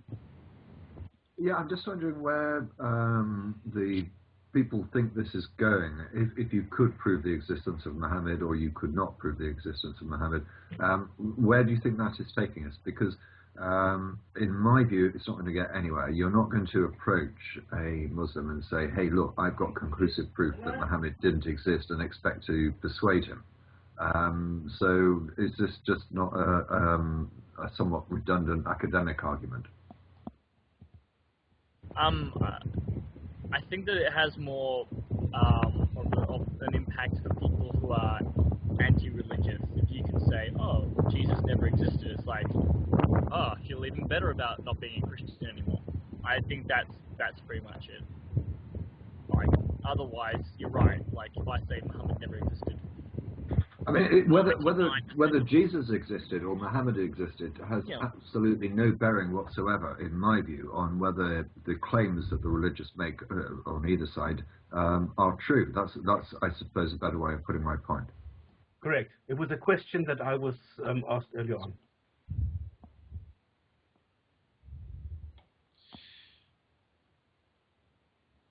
So, anyway, I think we lost Abhishek. Can I ask the next question? Yes, please. What is the basis for the claim for Jerusalem? That it exists? No. All right. What's the first written record we have of it? There's a sentence in the Quran which says that they should go to the furthest mosque. Mm-hmm. Now, for some reason, they did not go to Istanbul, they did not go to Damascus, they did not go to any other mosque, but they decided that the place where this should be is Jerusalem, which didn't have a mosque at the time. So I have frantically tried to research this and tried to find the grounds and tried to find any kind of historic literature that sort of substantiates the claim of Jerusalem in any way being involved with Islam, and I have not found it. So I was wanting to know if anybody has any information why Jerusalem would or should be claimed in any way by Islam.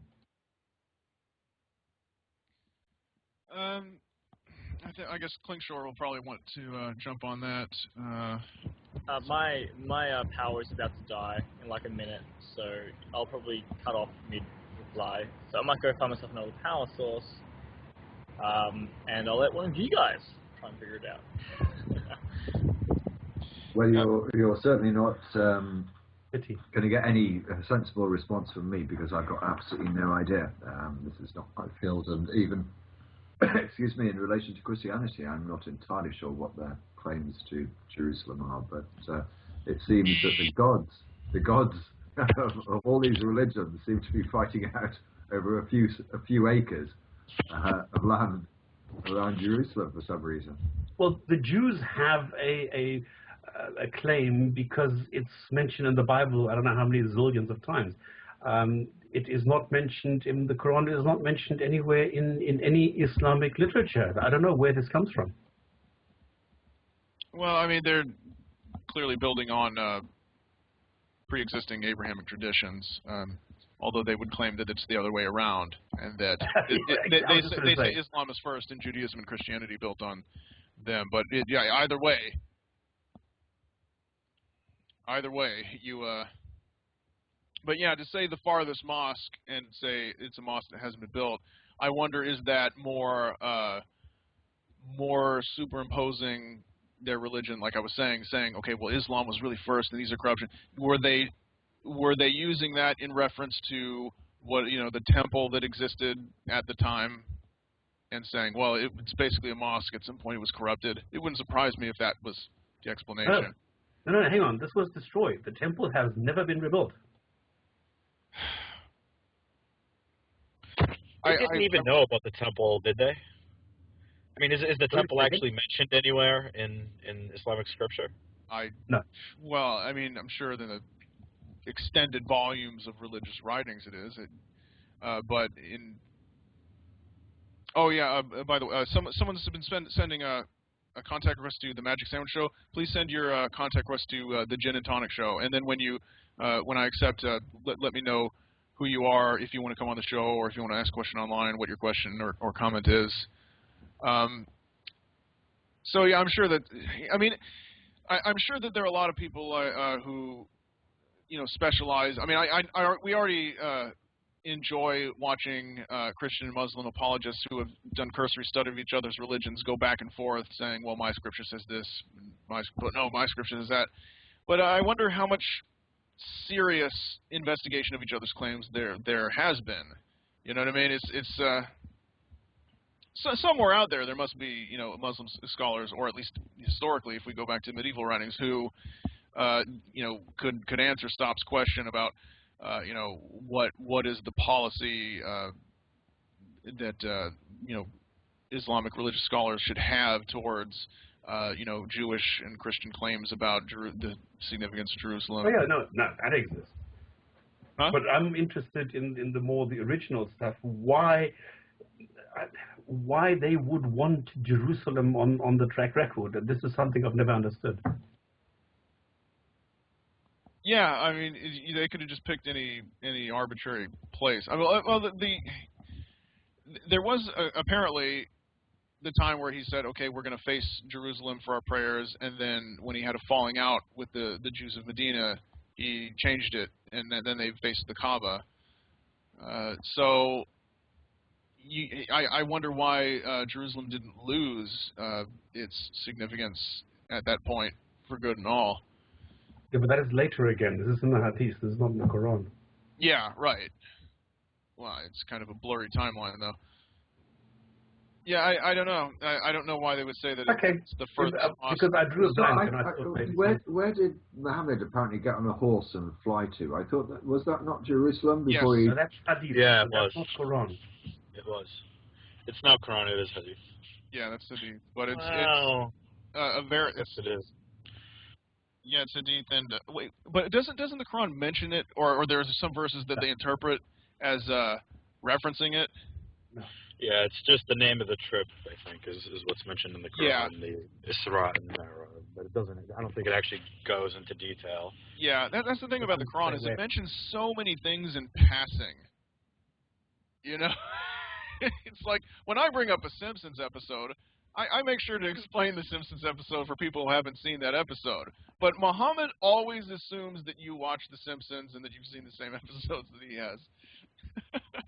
Which is really quite frustrating. I mean, it's a good thing that they bothered to write the top seer and such, because, like I said, he mentions so many things just in passing, as though you, the reader, are intimately familiar with all of these different legends and so forth. It's funny because I've gone rounds with people who try to say, oh well, this word in Arabic could have 1,000 different meanings, and I'll say, okay, well, here's why that's not true. But the Quran does get very vague, just in terms of failure to be explicit. It's too many inside jokes, which is a very peculiar trait for a book written by an otherworldly being. I think we actually mentioned something like this. I think the last show, maybe. I think that I repeat myself. Muslims. No, I think it was me that said it. I think Muslims like to say like Muhammad was such a radical changeover from whatever was going on at the time, and for somebody who's got such a radical new idea, it seems kind of funny how he never has to explain things, and everybody knows what he's talking about. I mean, he says Allah, and everybody knows what Allah is. He says Moses, and everybody knows what Moses is. You know, he may have to explain some of the stories a little bit, but it seems like everybody was already familiar with the tales that Muhammad was telling, and they actually said as much. They said that this was just ancient dribble when they were talking to him. So, you know, he does do a lot of that, and that actually, I think, is kind of a point against Muhammad, because what he was selling wasn't actually so radical, if you think about it, because, well, if it was so radical, I think there'd be a lot more explanations taking place. Okay, so here it is from, okay, this DPR, this is from Surah 17, Ayat 1. Glory to Allah, who did take his servant for a journey by night from the sacred mosque to the furthest mosque. So this is where they sort of pin it together and say that this is where the Al-Aqsa, the furthest mosque, refers. This is why they think it refers to the one to Jerusalem, because the extra Quranic sources, namely the Hadith, claim that it was a trip from Mecca, Jerusalem, then up into heaven, then back down to Jerusalem, and then back to Mecca. And upon what basis? But you know, actually, I'm sorry. Upon what basis do they make that interpretation? Well, but I wonder. Well, yeah, that's what I'm wondering. It's like, make believe, isn't it? Yeah, but that's the thing is, it seems to me that the name furthest mosque would refer to some location in the heavens. You know what I mean? Like some, you know, would there be mosques in heaven? I don't see why not. You know, so that seems the furthest point wouldn't be from 2 points on the Earth. It would be between the Earth and someplace else. So if it weren't for the fact that this interpretation already exists, a blind reading of this, or excuse me, a first-time reading of this, I would come to the conclusion that the furthest mosque was a mosque up in the heavens. You know, sort of opposite the point on the Earth. But apparently that's just not how it's been interpreted historically.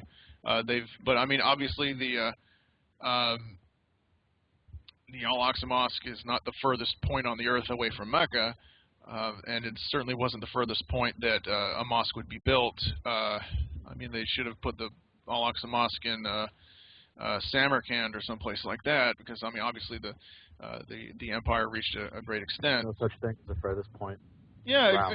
Yeah, well, you know, yes, Sphere. the furthest point from Mecca is Mecca, because you'd have to go all the way around. That's the furthest you can. I mean, you could put it on the exact opposite point on the Earth,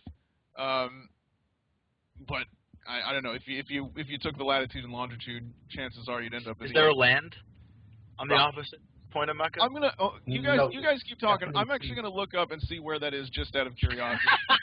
Okay. I've done that. Hold on. You guys talk about. I've done that for a video. It's in the middle of the sea. It's in the middle of the ocean, just south of Japan. Because I've done this for a video. You did. Yeah, that's brilliant. Because there's a miracle claim, a scientific miracle claim, saying that the ratio of 1.6 blah blah blah blah is exactly where Mecca is, and I showed how many different spots there are that would qualify with the same coordinates, just on the opposite side. Well, I said you have to face Mecca. Well, what happens if you're on just south of Japan? Your bum is going to point to Mecca too. So what are you going to do now?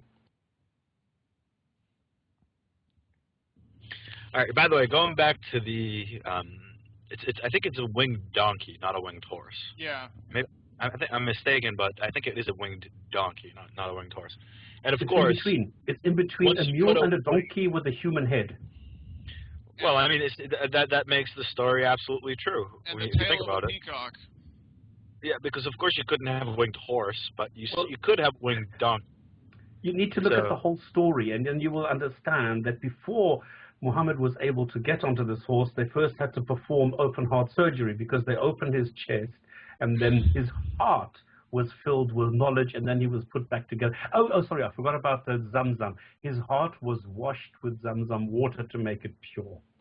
Wow, Billy Mays couldn't give a better advert for Zamzam water than, you know, a guy getting his heart washed. Yeah. Anyway, now we're just being silly. Yeah, I think we've crossed the silly line a long time ago. carnival? I think it's just because of the lack of topic that we've had. I think we were just eager to get away from the depressing start of, that we had on current affairs. Yep. It's kind of nice to talk about stuff that's lighthearted instead of just. Okay, who can tell me the difference and the opposite, or the differentiation between merciful and just? What do you mean? Okay. Well, the names of Allah, there's 99 names of Allah. Nobody knows where they come from. Nobody knows what the 99 are. They are always different depending on what website you go to, but they always contain all just and all merciful. I mean, Surah 1, chapter 1, sentence 1 starts off with the most gracious, the most beneficial, the most merciful, the most blah, blah, blah. So he is merciful. But he's also all just. And in my eyes, that is a contradiction. How do you figure? I don't think it is necessarily. Well, I mean, if you've got half a brain, you see that it's a contradiction. But if you're a Muslim, then you can come up with ways. But wait, what's the problem? The problem is, if you are a judge in Virginia, you've got a guy in front of you who's raped a woman, got found out, murdered the husband and killed the child. What is the sentence that you're going to give him? The electric chair. Because in Virginia they have the electric chair. So that is the maximum punishment that you can give, and that is the just punishment which is associated with this crime. Now the judge applies mercy, which means he does not give the maximum, but one less, which is not death, but a little bit less than death, which is life. In other words, the electric chair can get retired. Now, we see that just minus a little bit of mercy is less than the maximum. Yeah, if I go to the Quran, the maximum is hell. So if I take the all-merciful God, it would be a little bit less than maximum, which would not be hell, which would mean hell could get retired. It is not retired. So in other words, you cannot be all just and merciful at the same time. This is the way that I understand it. Well, I don't know. I think that what you're supposed to take away from it is that, like in the case of the judge, that he the judge won't hold a grudge against you forever. You know, but I mean, there's a big difference between forgiving someone and not forgiving someone, and applying a punishment and not applying a punishment if the punishment is deemed suitable. You know what I mean? It's like if you have a child, it misbehaves, you discipline it, but you don't grow to hate it just based on that misbehavior. So I think that there is some sensible ground. No. If you're gonna say if you're gonna say you're all merciful, okay, that entails some kind of forgiveness for things you should be punished for. And so you can't then turn around and say that you're all just because you've forgiven stuff that should have been punished. And so you can either be all merciful or all just, but you can't be both, because if you're going to forgive where justice should be done, then you can't be all just. And if you're not going to forgive and you're going to dole out justice exactly as it should be, then you're not really that merciful. I mean, you can't have it both ways. You can say you're all just and you're sometimes merciful, but even then, you can't be all just, because if you're going to forgive it all, then some justice has not been doled out. You know, I actually think is a bigger problem. I'd have to look up the original Arabic term, but one of the names that God has in the Quran is the oft forgiving. That's a clear contradiction in my view. You can't be all merciful, but only oft forgiving. That to me that's is another one. Yeah, that's actually even worse. Yeah, you're right. Yeah, I think that many people would find some way of getting the ideas of mercifulness and justness to. I think many people can compromise those things if they don't take the path that you have taken. But I do think that the oft forgiving, assuming, and I'd have to look this up, assuming that that's an accurate translation of that term. If it really does say oft forgiving and then says all merciful, then I think you have a real problem. Okay, now I just wanted to know if I am the only one who sees a problem here. No, I see a clear problem. I see your point. I see your point. I don't think it's such a deal breaker. I don't think that they're 180 degrees away from one another.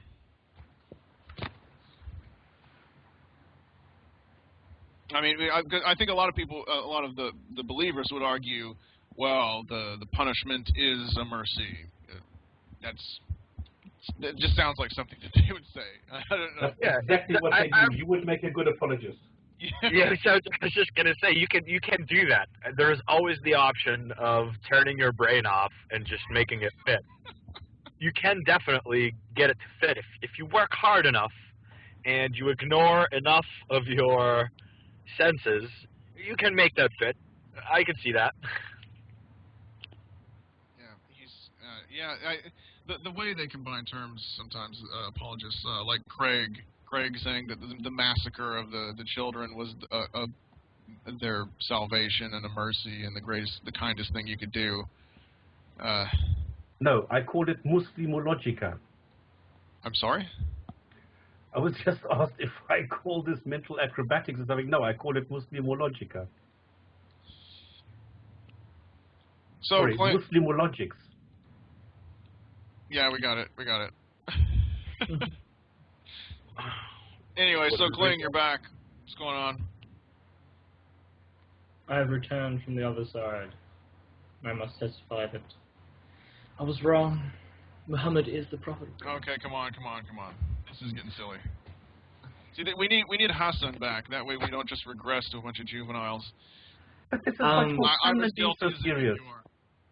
I'm sorry, what? This is much more Can we fun talk a little than bit about serious cosmology in the Quran? Yeah, let's do that.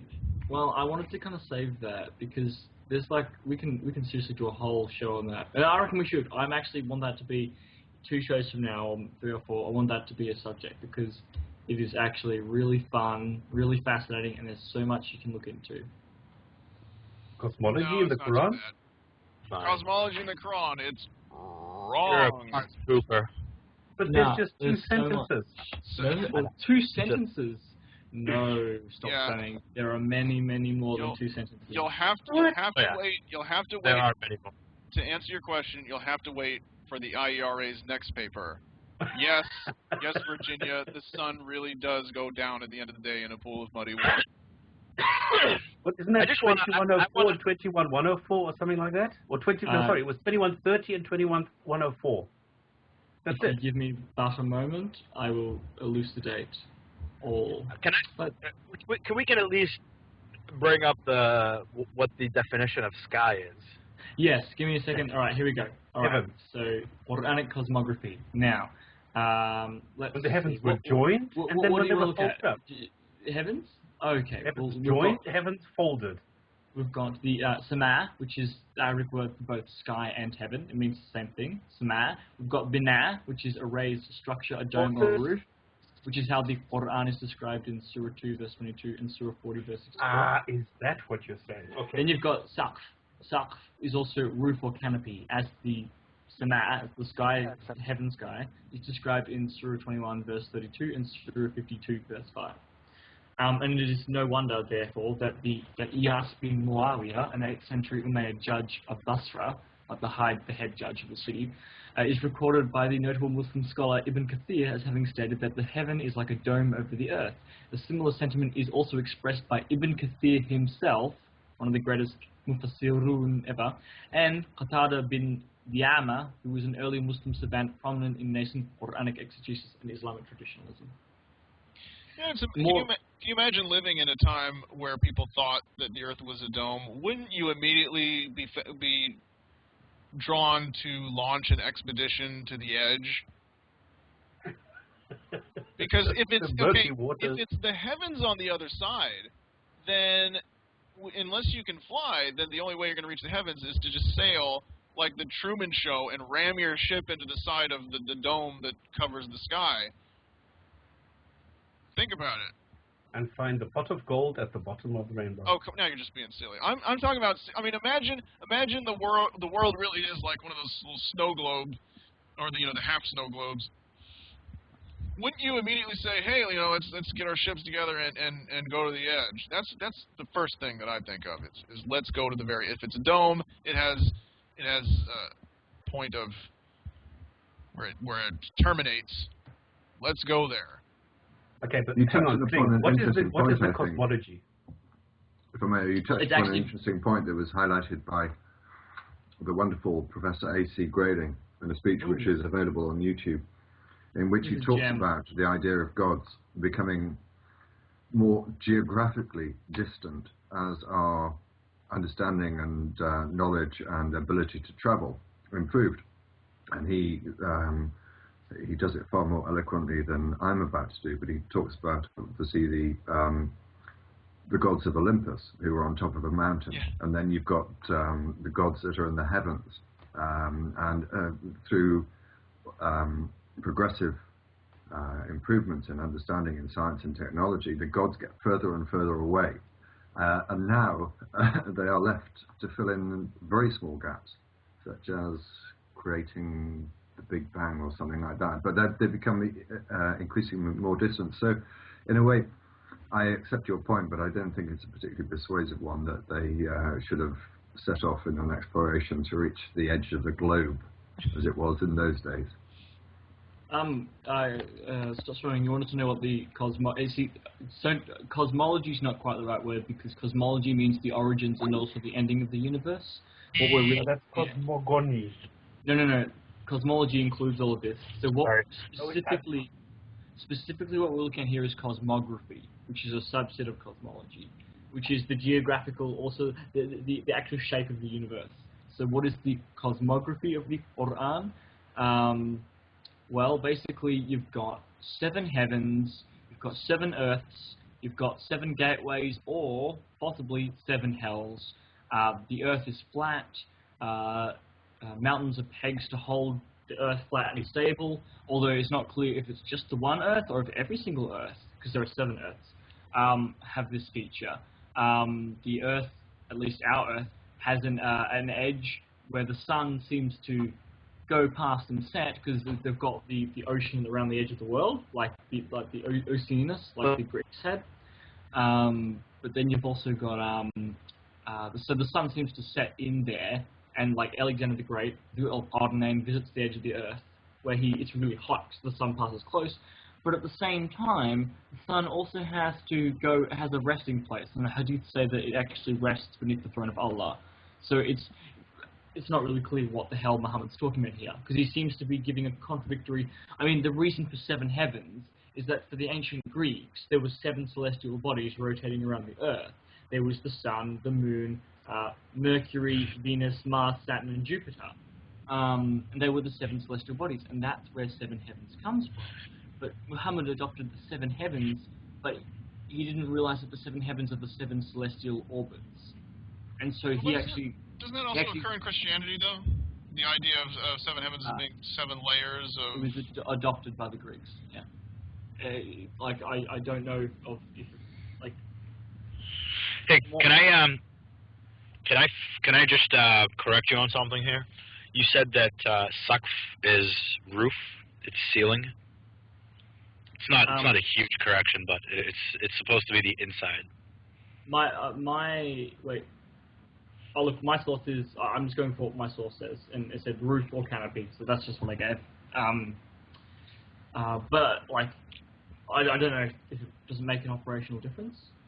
Like, well, it's on the inside. You see it from the inside rather than from the outside. Okay. Well, someone should email. Well, it does actually say ghata in other places, which is roof. As in the exterior. But see, the thing is, right, ceiling and roof I feel are synonymous. Like, I look up at the ceiling and go, oh yeah, the roof.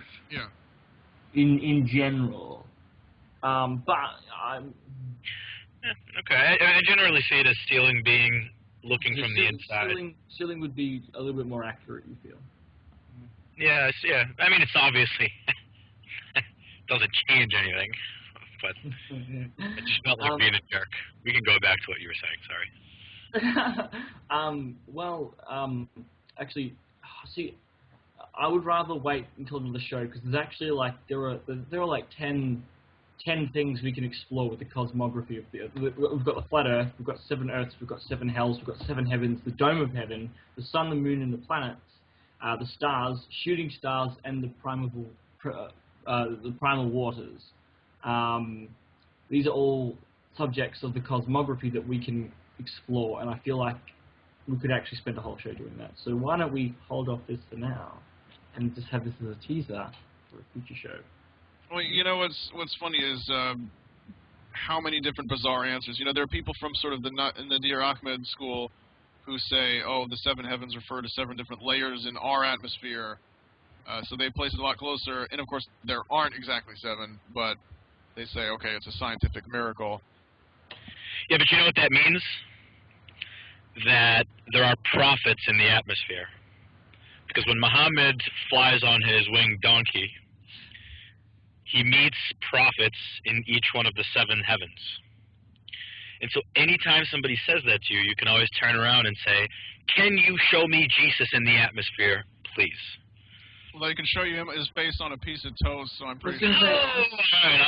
Touche. They've got you there. And then I thought, like, oh, you know, I once looked up and saw a cloud that looked a bit like Jesus. And it was really Jesus! Because he's in the atmosphere. Yeah. So complete segue. Oh, can you guys hear me? It's as you British would say. Wait, how do we have? Yeah, Stop Spamming and DPR are British, right? So Stop Spamming. South African. Is South African? Yeah. South African? Holy crap! Sorry. Now you're Canadian, aren't you, Ali? I'm actually Asian. Chinese, to be exact. Okay. Because Arabia is part of. I mean, ethnically Arab. I'm African. Ethnically Arab, but nationally African. Well, except nationally American. I'm not American, by the way. Hmm? I don't want the government to come after me. I'm not an American citizen. So don't... Next topic. Just saying that now for the IRS and the immigration services. Alright, cool. Anyway, another topic. Well, fun. Someone was just asking me in the chat if I'm at war with Dawah films. The answer Everybody is. The whole world. No. My smart answer is: can one be at war with an ant on the ground? Like. I was just gonna say it's like having a boxing match with a 6-year-old. I usually just avoid him as a topic, but I'm in a silly mood, so go ahead. What's transpiring for those of you who haven't been keeping up?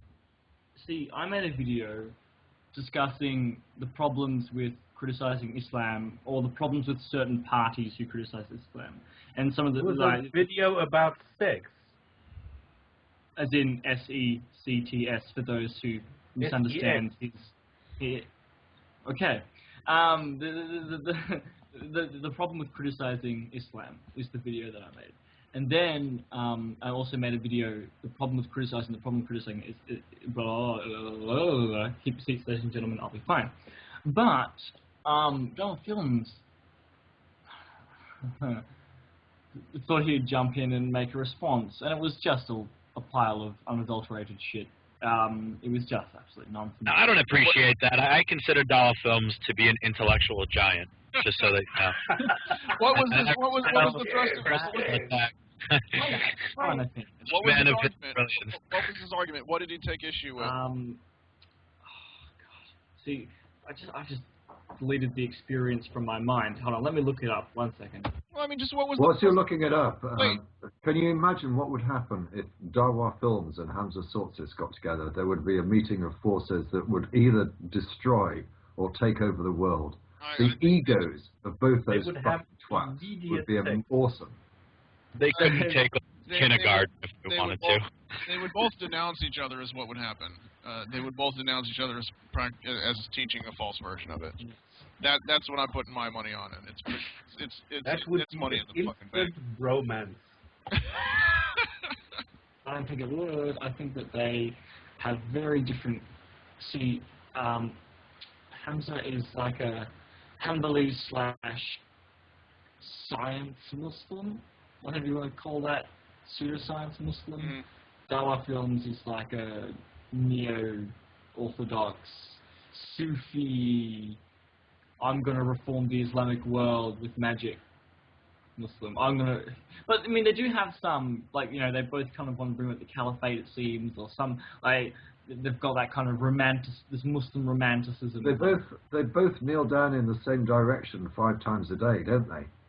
They just have a different interpretation and different egos. I mean, it would be a huge clash of egos, wouldn't it? As I say, it would either destroy the world or it would take over the world. It's like the Large Hadron Collider or whatever it is. Like, all these conspiracy theories from the internet. Oh, when they choose these meat. So anyway, back to the vid. What was his argument? What did he take issue with? Let me look at my... I actually did not understand that Klingschor was actually making a point for Islam, that he was lamenting the fact that there are many, many people who are just going anti-Islam without really knowing what they're talking about. He made some very good points, showing some examples where people were going off ranting about Islam without really knowing it. Now, what Dawah Films was doing is he didn't understand the whole point. So what he said, how can somebody dare object or say or comment anything about Islam without being a Muslim? So he was being an arsehole. So he wasn't taking issue with anything specific? Oh no, he was. Like he was basically did a bunch of straw men about academics and what my views on academics and academic, you know, concerning Islam were.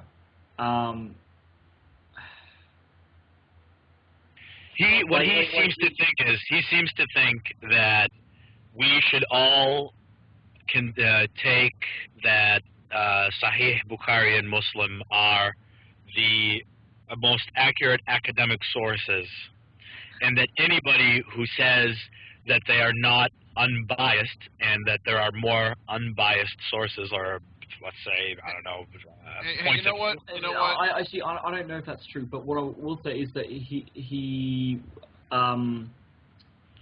see, the problem is that it's been a while, so I'm struggling to remember, and even looking at the script, I don't have his clips here, whereas my video about the subject, like I just remember it was pretty sweet ponage. Like I looked over it and I thought, my work here. He looked over his creation and he found it to be good. But I mean, like, the best thing for me was when, about 3 or 4 times, Kevin made a claim that he strawmanned me, but he included materials that debunked his strawman within his own fucking video. Like, it was actually quite spectacular. For example, he said that I consider myself to be an academic, and his evidence was me saying that I am aspiring to become an academic. So, that's it. That was it. Later on, he also includes a screenshot where I explicitly say that I'm not an academic. I'm just a student. And then another instance. For example, Kevin claims that I deliberately omit evidence that contradicts my position, but then later on in the video he notes that I acknowledge the research of people who I disagree with. Well, so is this all is it all just a pissing contest to see who has the greater credentials? No. The best part of the video was the Muhammad Ali part at the beginning. I think that was by far the greatest achievement of the video. This is his new video. Anyway, but basically, I went through and for example, he tried to say that because I'm an anti-theist, therefore I'm just as biased and wrong as any Muslim by my own logic. And I responded, my anti-theism is a conclusion. It's not like an ideology. It's like and an Orientalist. Yeah, it was just a really dumb video. Anyone can go watch it on my channel. It was. Can we get off Dawah Films now, please?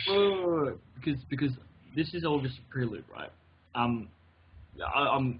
Because what Dawah Films has done is he's made another video comparing himself to Muhammad Ali and me to, was it Ernie Tirol? I can't remember, some boxer. Because, right, and Dawah Films spends most of his video, right, complaining about the fact that I call him Kevin instead of Ali, and claim that this is a massive attack on his identity, and that I'm undermining his personality, and that this is a shocking, blah. Like, the reality is, I just do it because I like that it niggles him. That's it. That's all there's to it. I have a capricious sense of humor, and I like that it annoys him. That's all. It's not a big attack on it, but it gets better because then, and this is this actually made me laugh so much. Now, in all my video, all the screenshots I used with Dawah Films were of him with a little picture of him and his girlfriend in the background, right? Which he had in his video. And Dawah Films like, you terrible, terrible person, showing my fiance in the background. You who supposedly stands up for Muslim women's rights. You despicable, horrible, monstrous human being. You know, going on, and like, why would you just degrading her and attacking her? The reason why I used that picture is because when I was making the video, I thought, you know what? Instead of making funny screenshots of him looking like an idiot, which is most of the video, because you know when you're doing a video and you freeze it, you always like, you know, you always get silly frames. And so I thought to myself, you know what? I'm going to try and give him as little. I mean, I know I was niggling at him, calling him Kevin, but I'll actually, you know, he'll be more likely to actually pay attention to what I'm saying if I include just a screenshot of him looking nice. So I went to the beginning of the video, I went through and tried to find a really nice screenshot, and I found the one where he was actually smiling and looking decent, with one where he was thinking about his wedding, and he's got a little picture of his girlfriend in the background. So I actually tried this time around, I tried to pick a picture of him actually looking happy, right, instead of him looking like an idiot. And no, like the one time where I actually try to find a nice picture of him, he takes it to mean that I'm like attacking his girlfriend. I'm just the worst kind of human being ever. So, like, he's a fucking joke. Dawah Films is a loser.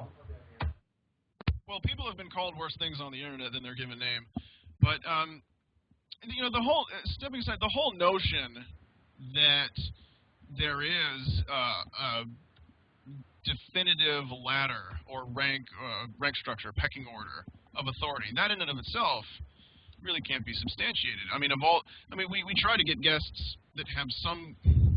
They all claim that they know what they're talking about, and then you know. But if we were to have all of our Muslim guests on a panel together, I'm pretty sure that they would all, to some degree, distance from each other or even denounce each other and say, well, that guy doesn't count because he's from this school. That guy doesn't count because that guy doesn't. So the idea that I mean, I don't know what color the sky is in his world where there's, well, it's just an example of how every believer thinks that theirs is the only one true interpretation, you know? Every little backwater church is the one true faith, you know? Oh, I just remembered what the point was that I was bringing that up. Someone had actually asked down below on our Jinn and Tonic Show, someone requested that we actually get Dawah Films on the Jinn and Tonic Show as a guest on our comment wall, and I was gonna say, like, considering the kind of just the crap that he says in his videos, just like, what would be the point? Like, it would be like inviting bloody, I don't know, Ahmed Nadir back on, like. So someone who is so heavily wrapped up in this big delusional grand ideology of reforming the world and the fall of the capitalistic nations is crumbling and the new world order of Islam is coming. Let's bring back the gold standard. Yeah, Al-Andalus was a paradise on earth. Oh yeah, you know, like your evil industrial capitalist machines. Like, oh, yeah, well, the thing is, I can anticipate what the response would be. He would say, "Well, I'm on a whole level above you guys, so I don't need to dignify anyone." I mean, that seems to be his response to everything. I actually think it would be pretty fun. I actually think it would be really amusing, but it's, yeah, I wouldn't expect that he would accept it. Oh, and something fun just on the side. I've just been doing. You know, in my research, I come across things, and one thing I just recently came across, and this is quite amusing, was, all right, so a bit of background. Imam Shafi, Ali, would you like to do the proper pronunciation? Because I can't pronounce it. Don't worry about it. Shafi. Imam Shafi. This Imam, right, who basically he was the Muslim who invented fiqh. By that I mean he took it from being based upon Roman law and made it based upon the Quran and Hadith. That's basically what he did. He made it this new systematic, blah blah blah of Quran and Hadith as the basis for the Sharia, Islamic law. So he's like a big seminal scholar, right? Mm-hmm. He's a big bloke. And Dawah Films tried to use Shafi to prove that Aisha bint Abu Bakr was an adult at the age of 9 by extrapolating with Baluch and look, Shafi said something about age 9, blah blah blah, age 15, some crap. Anyway, and then tried to extrapolate from Islamic law that Aisha would have been 9, or that Islamic law allowed all this kind of crap like that. Anyway, the fun thing is that I just came across an academic source that mentions that according to Imam Ash-Shafi, Aisha bint Abu Bakr was prepubescent. She had not yet reached maturity when Muhammad consummated his marriage with her. Imam Ash-Shafi. Well, there you go. So it just. I love how that comes up in every single show. I think there's not been one show where Aisha being 9 didn't. Or Muhammad raping a 9-year-old. It was not mentioned. Yeah. Well, I think there have been some. For good reason. I mean, it is a pretty interesting story. I've learned to avoid it because it's just that's an area that's just too sensitive, and I mean it's very difficult to get to. Okay, for example, if you were a Muslim and you watched this episode where we were being really goofy and had no particular topic, I wouldn't actually blame them if they thought, oh, well, these guys are just being mean. But I mean, of course, every show. No. When we have Muslim panelists on, we do our best to be courteous and not just fling poo. But I mean, that's one area. That's one area that. Poo. It's like it's not flinging poo. It's like the scripture that's supposing to be the awesome, perfect, ethical standard for humanity is allowing things that are saliently, demonstrably unethical. Like it's not a poo fling. It's just we're criticizing and debunking the religious framework. I was referring to the kind of silliness and flippancy that I was. But as far as okay, so let me clarify. What I'm saying is I said the jokes. Yeah, jokes, not, exactly. The jokes at the expense. But as far as just pointing out that there is this evidence and that she was this age, and that obviously that would land you in prison in many places today, in our neck of the woods, it's just those are just cold hard facts. But what can you do? I think the vast majority of believers you can talk to would just completely disengage because it's just too sensitive. If you accept that someone you admire raped a child, there really isn't anything much more controversial or incendiary than that accusation. So, like I said, I've learned to just avoid that topic altogether. But yeah, I mean, the evidence is all there. I don't see why there's such a bias against flinging poo. I mean, flinging poo can be fun sometimes, don't you think? Have you seen chimpanzees flinging poo at each other? I'm sure they have fun sometimes. They do, and I think that children would also have a good time flinging poo if parents allowed them. But Atheismo, what evidence are you talking about?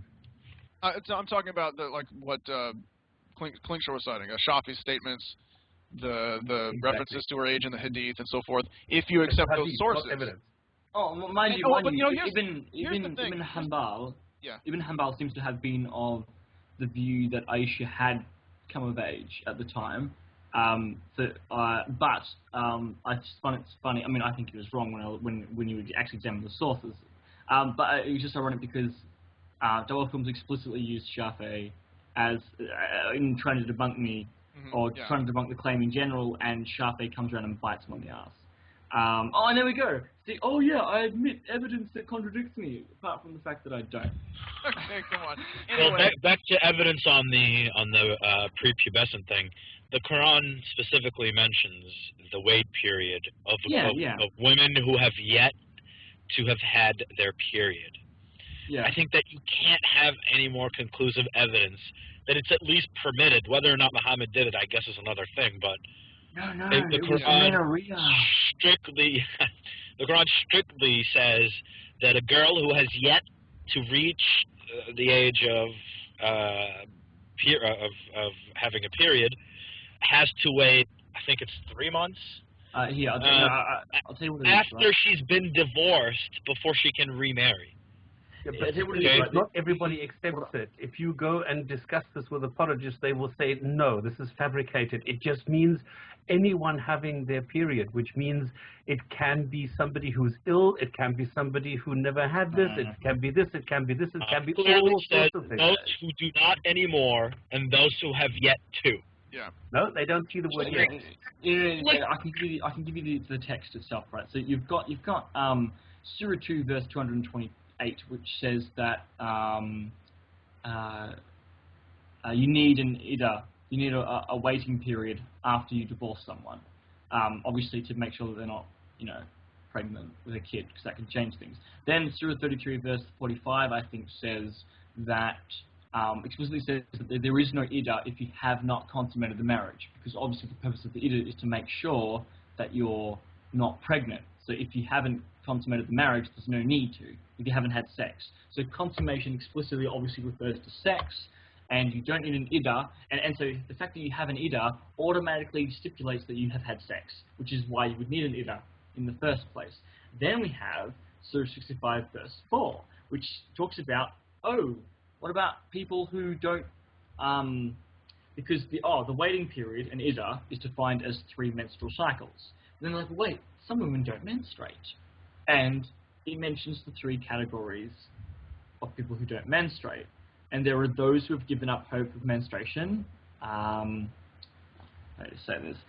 Elai Ya'izna Mina El Mahidi. You'd be able to pronounce it correctly if you were a true Islamic scholar, which you're clearly Yeah, I not. know, but I'm just not. Okay. How about no? We need to schedule. We need to schedule a one-on-one between yourself and Dawah. What for? What would be the point? Because it would be a waste of time, and you would be wasting your audience's time. You wouldn't get anywhere, and it would be disastrous. Because I'll tell you why, Klingschor, because I've never really liked you, and I just want to see you suffer. Well, I'm glad it's all out in the open now. Well, I mean, the thing is, Ali was saying that Dawah was supporting the idea of the near, or I don't want to say the immutability of the 2 top. The Sahih collections, but he was saying that he was extolling that these are the pinnacle of the study on the subject or something like that. And let me tell you, out of every guest we've had, every Muslim guest we've ever had on the show, whether it be just a caller or a panelist, they've all tapped out. They've all tapped out once I started reading Bukhari or Muslim. They've all tapped out. They've all said, okay, there's no way I'm going to put my name to that one. There's always some point where they say, okay, well, not that one. I mean, with our most recent panelist, really nice guy. I really appreciated him as a person, but I said at one point, well, what about the one, where it says that Adam was 100 feet tall, and you could see 60 cubits. Right. I mean, and you could see that there was some embarrassment there. You know what I mean? It's like he's trying to say, okay, well, humans, Islam is compatible with evolution. It's just a matter of getting the education out there. But it just so happens that, Adam and Eve didn't evolve from apes as we know them. They evolved from King Kong, giant 100-foot apes, and then they got shorter as they became more sapient or something like that. I mean, no. I think that every single Muslim on the planet would eventually tap out if you just started at Bukhari and just started reading. Sooner or later, they'd say, okay, maybe one inauthentic hadith sneaked in there, because I mean, okay. I actually one time I shouldn't tell you guys this, but one time, Dawah Films was having... This time at band camp. Yeah, this one time at Bandit Camp, Dawah Films was having a blog TV, and Thunderfoot and I went in there to troll him. And it was so hilarious because Thunderfoot got kicked out like just almost right away for being an ass, and then I started you know. Were you as yourselves? Like No. But anyway, so, and that was the funniest thing. He and I were just laughing about it because he got booted right away, and T-Foot was being obnoxious. So I mean anybody would have kicked him, but. I started sort of prodding him about serious things, and Dawah said that a hadith from Sahih Muslim was inauthentic, and at that point, I just started. I couldn't believe it. How do you deal with that? He's claiming that he's at the, you know, he knows so much, and he says it's inauthentic, and then I just couldn't take it seriously after that. I just started screwing with him, but like I said, there's so much weird stuff in those.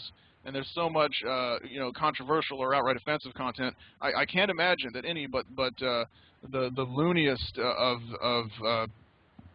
fundamentalists would back it all up. You know, if you just started reading, I think that sooner or later someone would say, okay, yeah, that can't be. That can't be. I mean, nobody must read those, or they must assume that we don't. I mean, I remember when I first started. You know, reading about this stuff and engaging in dialogue with believers, and they would say, "Oh yeah, well, have you read the Hadith?" And they wouldn't. You know, I don't mean to characterize them so negatively, but you know, it's not like oh well, you know, have you happened to read this book? You know, like you and I, you know, even the standoffish comparison that you and Ali were involved in before. You know, you're sincere. You know, are you familiar with this text? But when a lot of Muslims would ask me, you know, have you read the Hadith?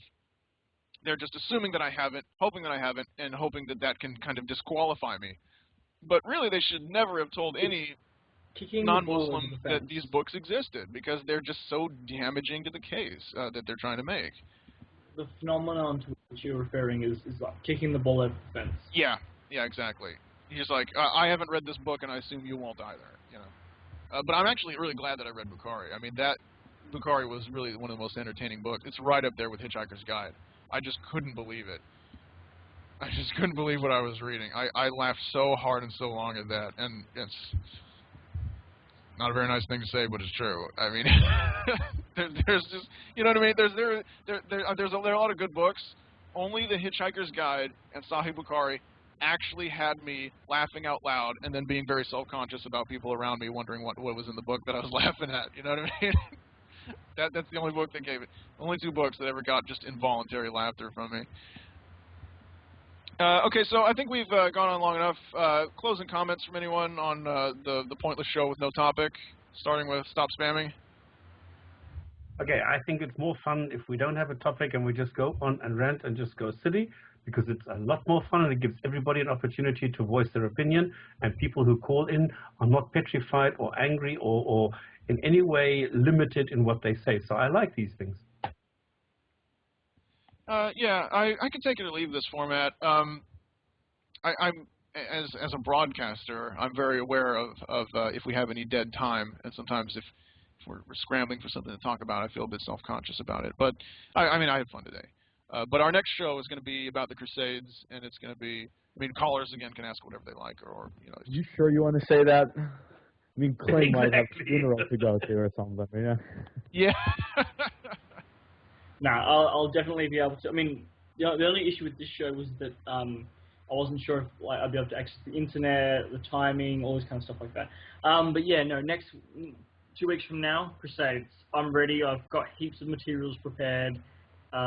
It's going to be actually a lot of fun. There's a lot of fun myths about, misconceptions about the Crusades that we're going to have a lot of fun destroying. Be there. And if you look up on the banner, dear viewers, if this is live, you can see our YouTube channel and our Facebook page. And there's also a Twitter page that you can find via the Facebook and the YouTube. So check us out, subscribe, and we're on iTunes as well. Links all on the YouTube channel. Ali, closing comments, any? How's your associate in Kuwait doing? Is there any word? No, I mean there are some rumors, but we don't really know very much. I'm watching over the Kuwaiti Justice Department's website, and it seems like the trial is still set for the 28th. So not much more, but still people go on to the Facebook page and sign the petition and all that stuff. That's still needed. So I can't post anything in any chat. So if somebody can post it, that would be good. Okay.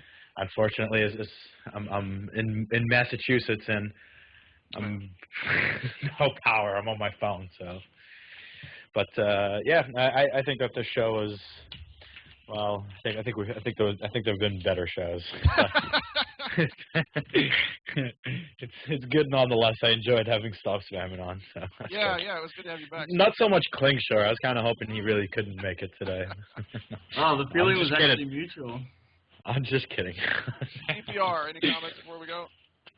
Yes, I just want to say that most people criticize me for talking too much. I think I've been fairly quiet, and I think everyone knows the reason why. All you need to do to shut me up is just have Klingschor on video, and I'm just speechless. It takes my breath away. But it's been a huge pleasure.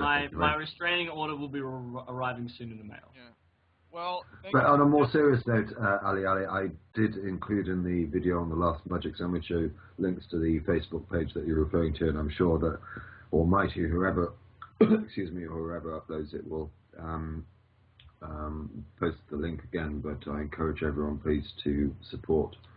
I think it's Free Ben Baz, isn't it? The name of the page. Go there and please support him. It's outrageous. This is someone who I suspect most of you know, but for those that don't, arrested for blasphemy, facing trial in Kuwait, I think at the end of this month. Absolutely disgraceful. But there we go. Please support the campaign. That's right. The religion of peace is locking people up for blasphemy. So. Well, it says religion of peace. I won't joke about it. I won't joke about it. We said peace. We didn't say anything about, arbitrary detention. There's nothing about. It's like the whole just and merciful thing. Being peaceful doesn't mean we can't lock people up. We lock them up peacefully. Well, the Parliament has passed a law authorizing death penalty for blasphemy. The Emir hasn't signed off on it yet, but it is there, and it has passed twice actually in the last year that upped the penalty to death for blasphemy. And the last time the Emir vetoed it, and he hasn't done so this time. He hasn't signed it either. This is in Kuwait? But, yeah, in Kuwait. So,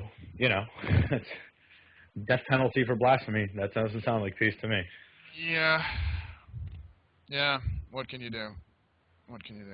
All right, anyway, considering that it was going to be Atheismo and me only today, I think it turned out quite well. Anyway, thank you everyone for attending this historic occasion, an episode of the Gin and Tonic that is under 3 or 4 or 5 hours. Take care. We'll see you all again in 2 weeks. So long.